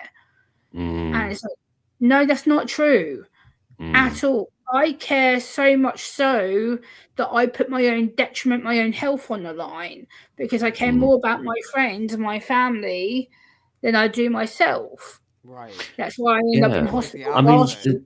I mean, you've talked all this evening, like when you were talking about looking once you got your diagnosis and was kind of looking at your past behavior with that knowledge, you were like, oh, now, I feel bad. But it sounds like it just didn't occur to you. It wasn't like you set out to be rude or be seen as rude. It just, right. Just so didn't all you realize and it. like you talked to, you do seem really empathetic to me. And also, like, To me I don't too. know if this is kind of what you were getting at, but like going online and being an advocate in real life, I'd imagine that's far more stressful than just living your life because that's a lot to deal with anyway. Yeah, I think So being an that's part of advocate. your empathy is being an advocate, right? Like you're so empathetic, you're actually going Yeah. out there. It shows a ton of care about other Being an people. advocate, Yes. a lot of people think it's easy work. Like people say, I've had other autism streamers that I support say, "Oh, being an advocate, being the campaign is easy. Like it's easy work. For all you've got to do is sit and talk." And these YouTubers are bigger than me. Like there's one Australian guy that I watch called Orion Kelly, and he went from being when I first started supporting him, he was on like 300 subs at a push, and now he's blown up to like nearly 250,000 subs in less than 3 years. So I'm like, so how the hell has he gone from being such a small channel to then? Yeah. And I look at some of his work, and I'm like, how? Like, you've gone from being someone who struggled to look at the camera, struggled to get words out. He's gone from being the most awkward social person to one of the most biggest respected YouTubers. I'm like, how does that work? Like, I don't get it. But yeah, autism is different in like we said, different for a lot of people. But I'm just like, I can never be like that. Like being able to be one person, all of a sudden now he's this massive big channel, and there's other channels that I support who do disability work. I'm like, how have you gone from being a small 2, 3, 4, 500 channel to then all of a sudden you're on Oh, like I mean, quarter minute, sometimes half it can minute. just be like one video hits the algorithm right, and then you just there's sometimes it's hard work, sometimes it's luck, sometimes people are paying for subs. There's all different things going on, and but again, I think it's great, Gemma, that you're keeping at it, and you get Yeah, disheartened sometime, but like recently you took a break knowing full well that you were getting to the point, and YouTubers do, content creators generally online do, because the amount of daft people out, like mean people out there, but you yeah. recognize that again, took a break, came back again, and yeah, I mean, yeah, I think it's really good. Yeah, Hugh just says the knowledge about autism in general Mm, GPs is minimal. Hugh is below minimal. Trust me, I've done so mhm, much training with GPs over the last 9 years. Their knowledge would shock you. Trust me. mm, They know very, very, very, very, very, very, very, very little. Like literally, I've done training for 3-4 hours at one GP recently who called me in to do an assessment with somebody, and he basically had very little knowledge of like Rain Man and what he thought autism was. Yeah. And he's like, oh, well, I know this. And I stamped him down within half an hour. But I was like, nope, nope, nope. Hell no. Yeah. And this is why. And I'm like, this. He's like, oh, I screwed up. You think? Yeah. Yeah. And you that's hope it's a that's great. humbling experience for that person because they're a physician, and it's like, bro, It's you because are. there's one thing, it's like it's a lack of training, because like the focus so much is on physical health, but then also within that, you would hope that a proactive doctor would actively go and try and learn about their gaps and know that that was a Right. gap as soon as they're qualified.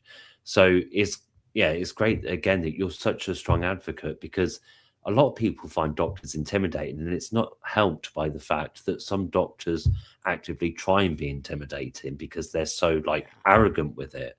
And Yeah, obviously, I again, think, you get great doctors, you get great nurses, but unfortunately, you do find some of them, it kind of goes to their head.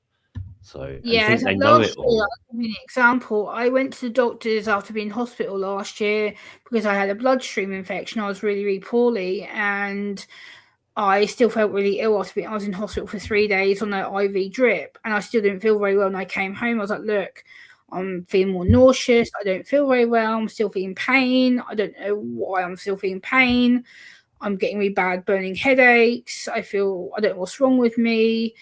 And I went to the doctors. I thought my blood pressure was up. So I thought, oh, I'll just tell him about my blood pressure issues. And he put the blood pressure thing on. He goes, oh, no, your blood pressure's fine. He goes, I don't know why you're feeling sick. You're taking the medicine, right? I'm like, yeah.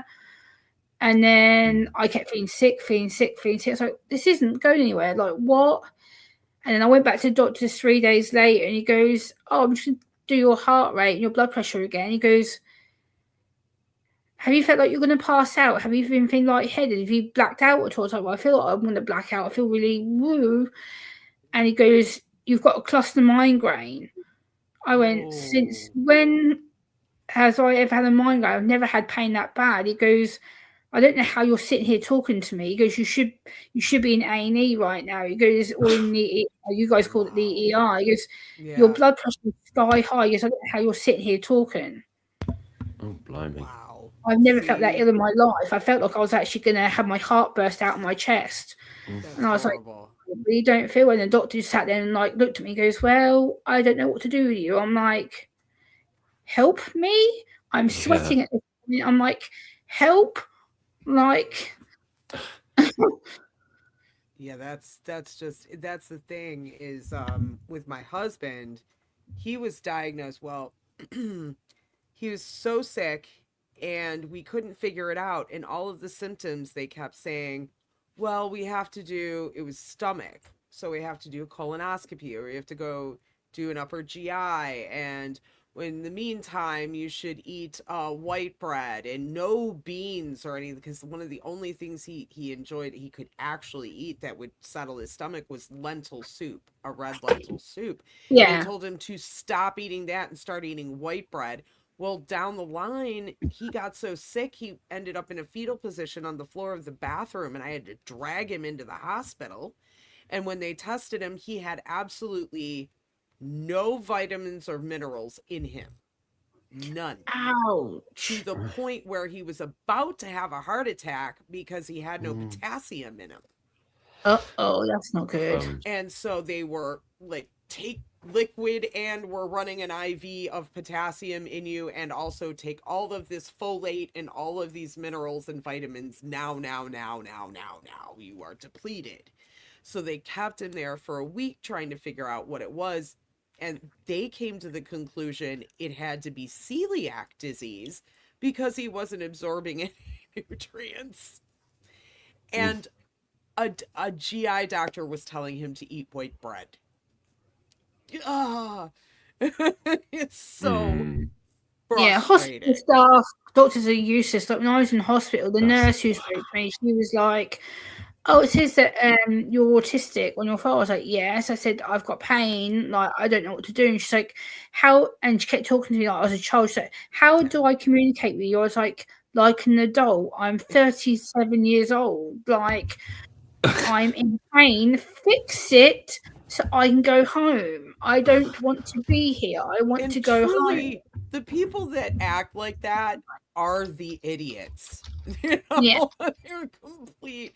I just want to know what's wrong with me. Idiots. Fix it. Let me go home. I don't want to be stuck here in a hellhole.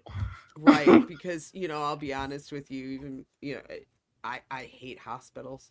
I hate them.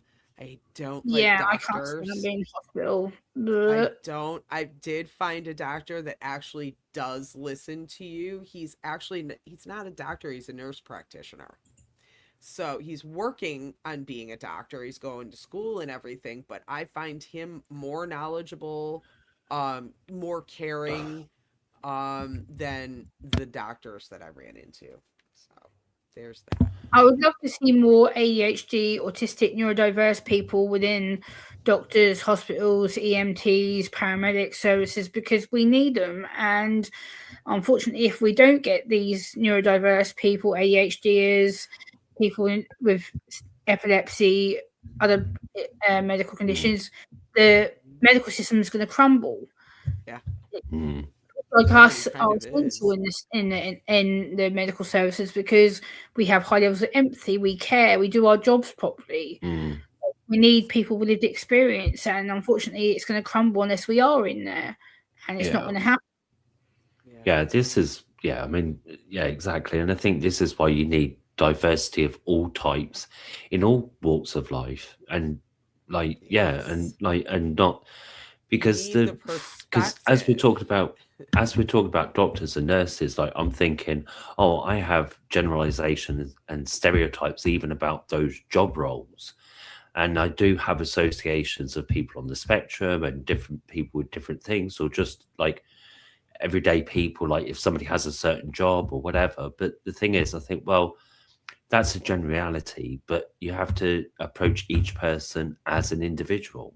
Right. And like, Yeah. how do I talk to you because you got autism? It's like, that's ridiculous. Like, just talk to me as Gemma and see how you Yeah. do. And if you go wrong, I'll soon Right. tell you.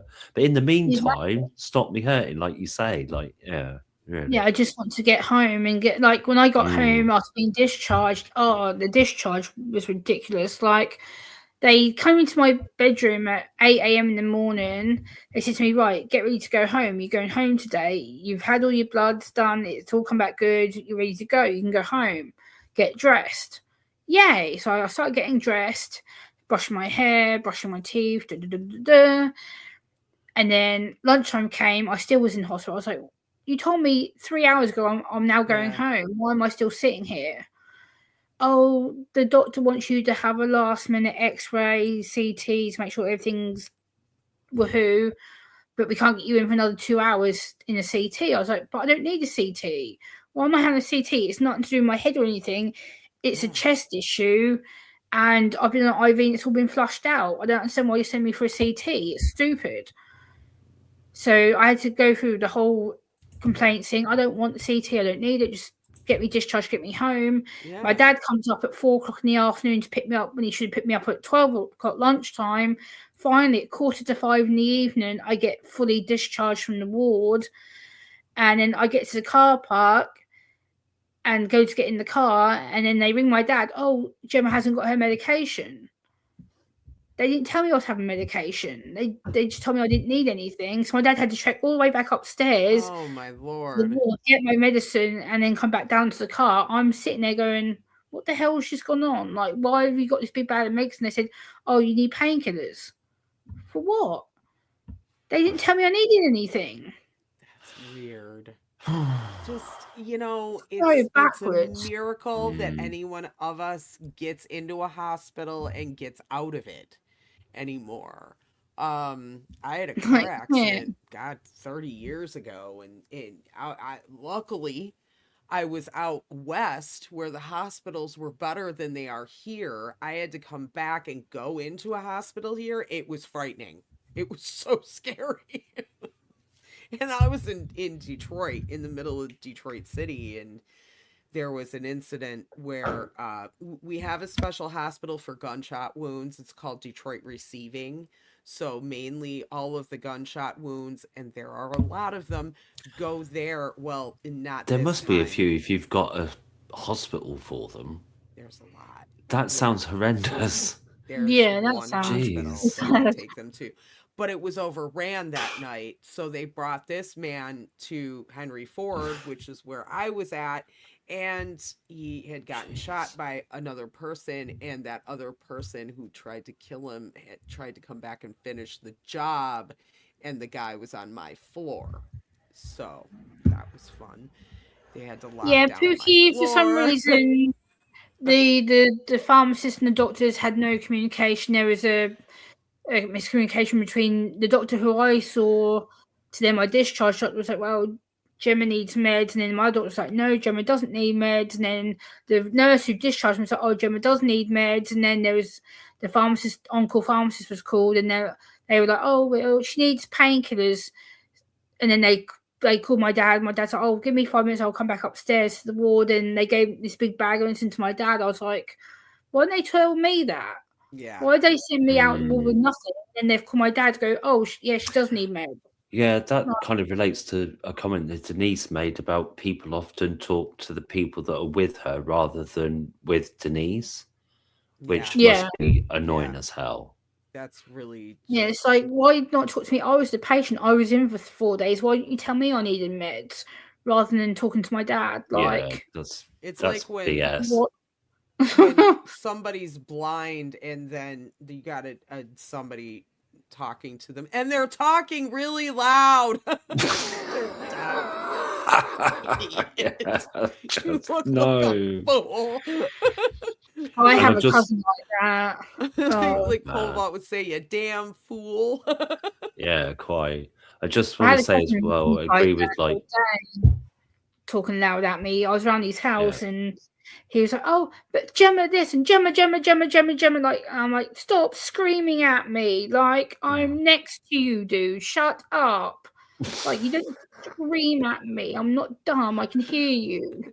Or I've Yeah. got a really good friend, one of my best buds, April. She's deaf. So you have to look at her when you talk to her because she Yeah. reads lips. I mean, Mhm. she has a cochlear implant, but she doesn't like to use that all the time, which is genius. If she doesn't want to listen to you, she just takes that off. I love that. I think it's hysterical. Anyway, she's awesome. But she'll tell you that I just don't want to listen to you. Like, that's kind of a superpower in a way. But yeah, That's you like- have to look at yeah. her when you talk to her. If you're looking away or doing this, it's like, I can't hear you. I can't read your lips. It's like, how often as have we thought, oh, I wish you had an on-off switch for your volume, and she Oh, can just man. like you say, like just turn it off. Like, oh, it's on the blink today. Sorry, can't hear a word you're saying. She turns it off to go to sleep. And one night, her daughter, who's like 16, and they're best buds. And her daughter's like, Mom, what was that noise? She's like, could you explain it to me, hon? And so she's trying to explain it and not doing real well. And finally, April says, Hon, you need to tell me what it sounded like because I'm deaf as fuck. Could you please let me know? I'm dying. I'm like, I love you, April. God bless you, woman. Yeah, you're my daughter. You should know your mom's deaf. Okay. It's Explain to me what's going on. just saying as well. You've got Pookie, Strings and Pucks, and who else? Strings, Pucks, and Pookie, and a couple of other people as well. I think, and they're all kind of like, I think Hugh as well, like all saying about doctors' attitudes and stuff. So, as much as like doctors are like everyone else, they're individuals. There's so much of a common thread that I've heard for donkey's years, and my own experience as well, where some doctors are just so bad at their job. Like I initially did some nurses training, and one of the first things you're taught or told about is if you should need telling is like to listen to what the patient's telling you. And like there's so many medical people that don't do that, and it causes so many problems. It's just Yeah. yeah. It's like about 4 or 5 years ago, I was in hospital in the emergency room, and I'd been at my volunteer work, and I'd suddenly come down feeling really unwell. I had the shakes, I was sweaty, I felt really like I was going to collapse, and also my legs just went from under me.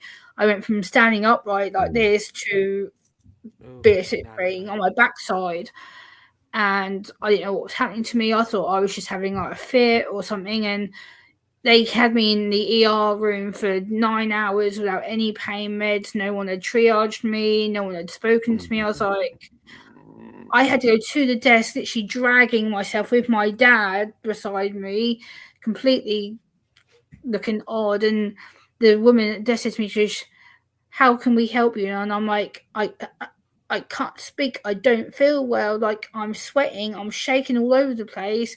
And she thought I was drunk. She's like, are you drunk? Are you on a bender? I was like, no, I'm not drunk. I'm not well. Like I'm literally sweating and I don't feel well. And their attitude sucks. And you'd think that people would be trained, but they get in their head. My husband, he was on some painkillers, and he went for an upper GI at a very prominent hospital here in Michigan. And he asked about, after the upper GI, he was asking the doctor questions about a stomach medication. And apparently she had read his, his chart, and it was just a stomach med. It wasn't a pain med. And she said, no, we don't give pain meds. He's like, wait a minute. Is this what I'm asking? Is this drug a pain med? She said, no. He's like, well, that's what I was asking about. So why are you talking about pain meds? That's really interesting. It's very interesting that you're talking about that. I said, yeah, it sounds discriminatory. And she looked over at me like with wide eyes, and I'm like, yeah, it really does, lady. It sounds like you're discriminating. Sounds like you read my husband's chart and took something wrong off of there. We don't want pain meds at all. They don't work. And she was like, oh. And then we were done with that doctor. And that was at a big hospital. Oh, Gemma left. Darn. Oh no. Oh, no, that's really bad we're that over they time. it's really bad that they would jump to that like that. That's It's just, but they do stuff like this all the time. And like what Gemma was talking about, like talking to you like you're a child or like you're stupid. I'm not stupid. I've made it through life this far. Hello. Yeah, way quite. smarter than you. That's what I want to say. It's like, look, no, the fact of the matter is that people with issues, that they've made it through life this far, they're doing fine. They're doing better than people that are quote unquote normal. All right. In my opinion. I think they're incredible. Gemma's an amazing person. I'm sorry that that the computer, something happened and she had to dip. But we love you, Gemma, and it is 10:36. I am like almost a half hour over. This was such a good. Yeah, that was This is really great. Gemma's a great guest on the panel. So Oh, she's amazing. And you are welcome here anytime, Gemma, that you want to come and say anything yeah, don't you forget want. to. Oh, let me see. I just wanted to get Gemma's YouTube link. If you search Gemma, have you got it? I've All right, got cool. it right here. Cool. Post it right here. I should have done that. I should have had that ready. Oh, it's all Bad good. line me. 'Cause you think that the host of the show would have that ready, but that didn't happen. Ever. See, Denise says I just remind them I have a PhD. That helps. Thank you, Denise. Oh, I was gonna say it's got to be freaking maddening for someone like you that is so educated, smart, talented, and has somebody treat you like that, and you just want to throat punch them. I do. I want to throat punch them for you. I've seen it so many times. It's just stupid people. And they think the people they're talking to are stupid. No, look in the mirror, please. Please look in the mirror. I think that'll show us all. Anyway, thank you everyone for showing up. I think this was a great show. I had a great time. Thanks, Slimy, for coming. Thank you everyone in chat. Thanks for the invite. My pleasure. Again, thank you for being here. And thank you, Gemma. You are an incredible human. Please continue your work, and I absolutely love your platform and your poetry and your love of Elvis, which we didn't get to talk about. Maybe we can have you on again and talk about more about that. Yeah, because that's some cool stuff. All right, guys, love ya. We will talk to you next week. Bye. Bye. End stream.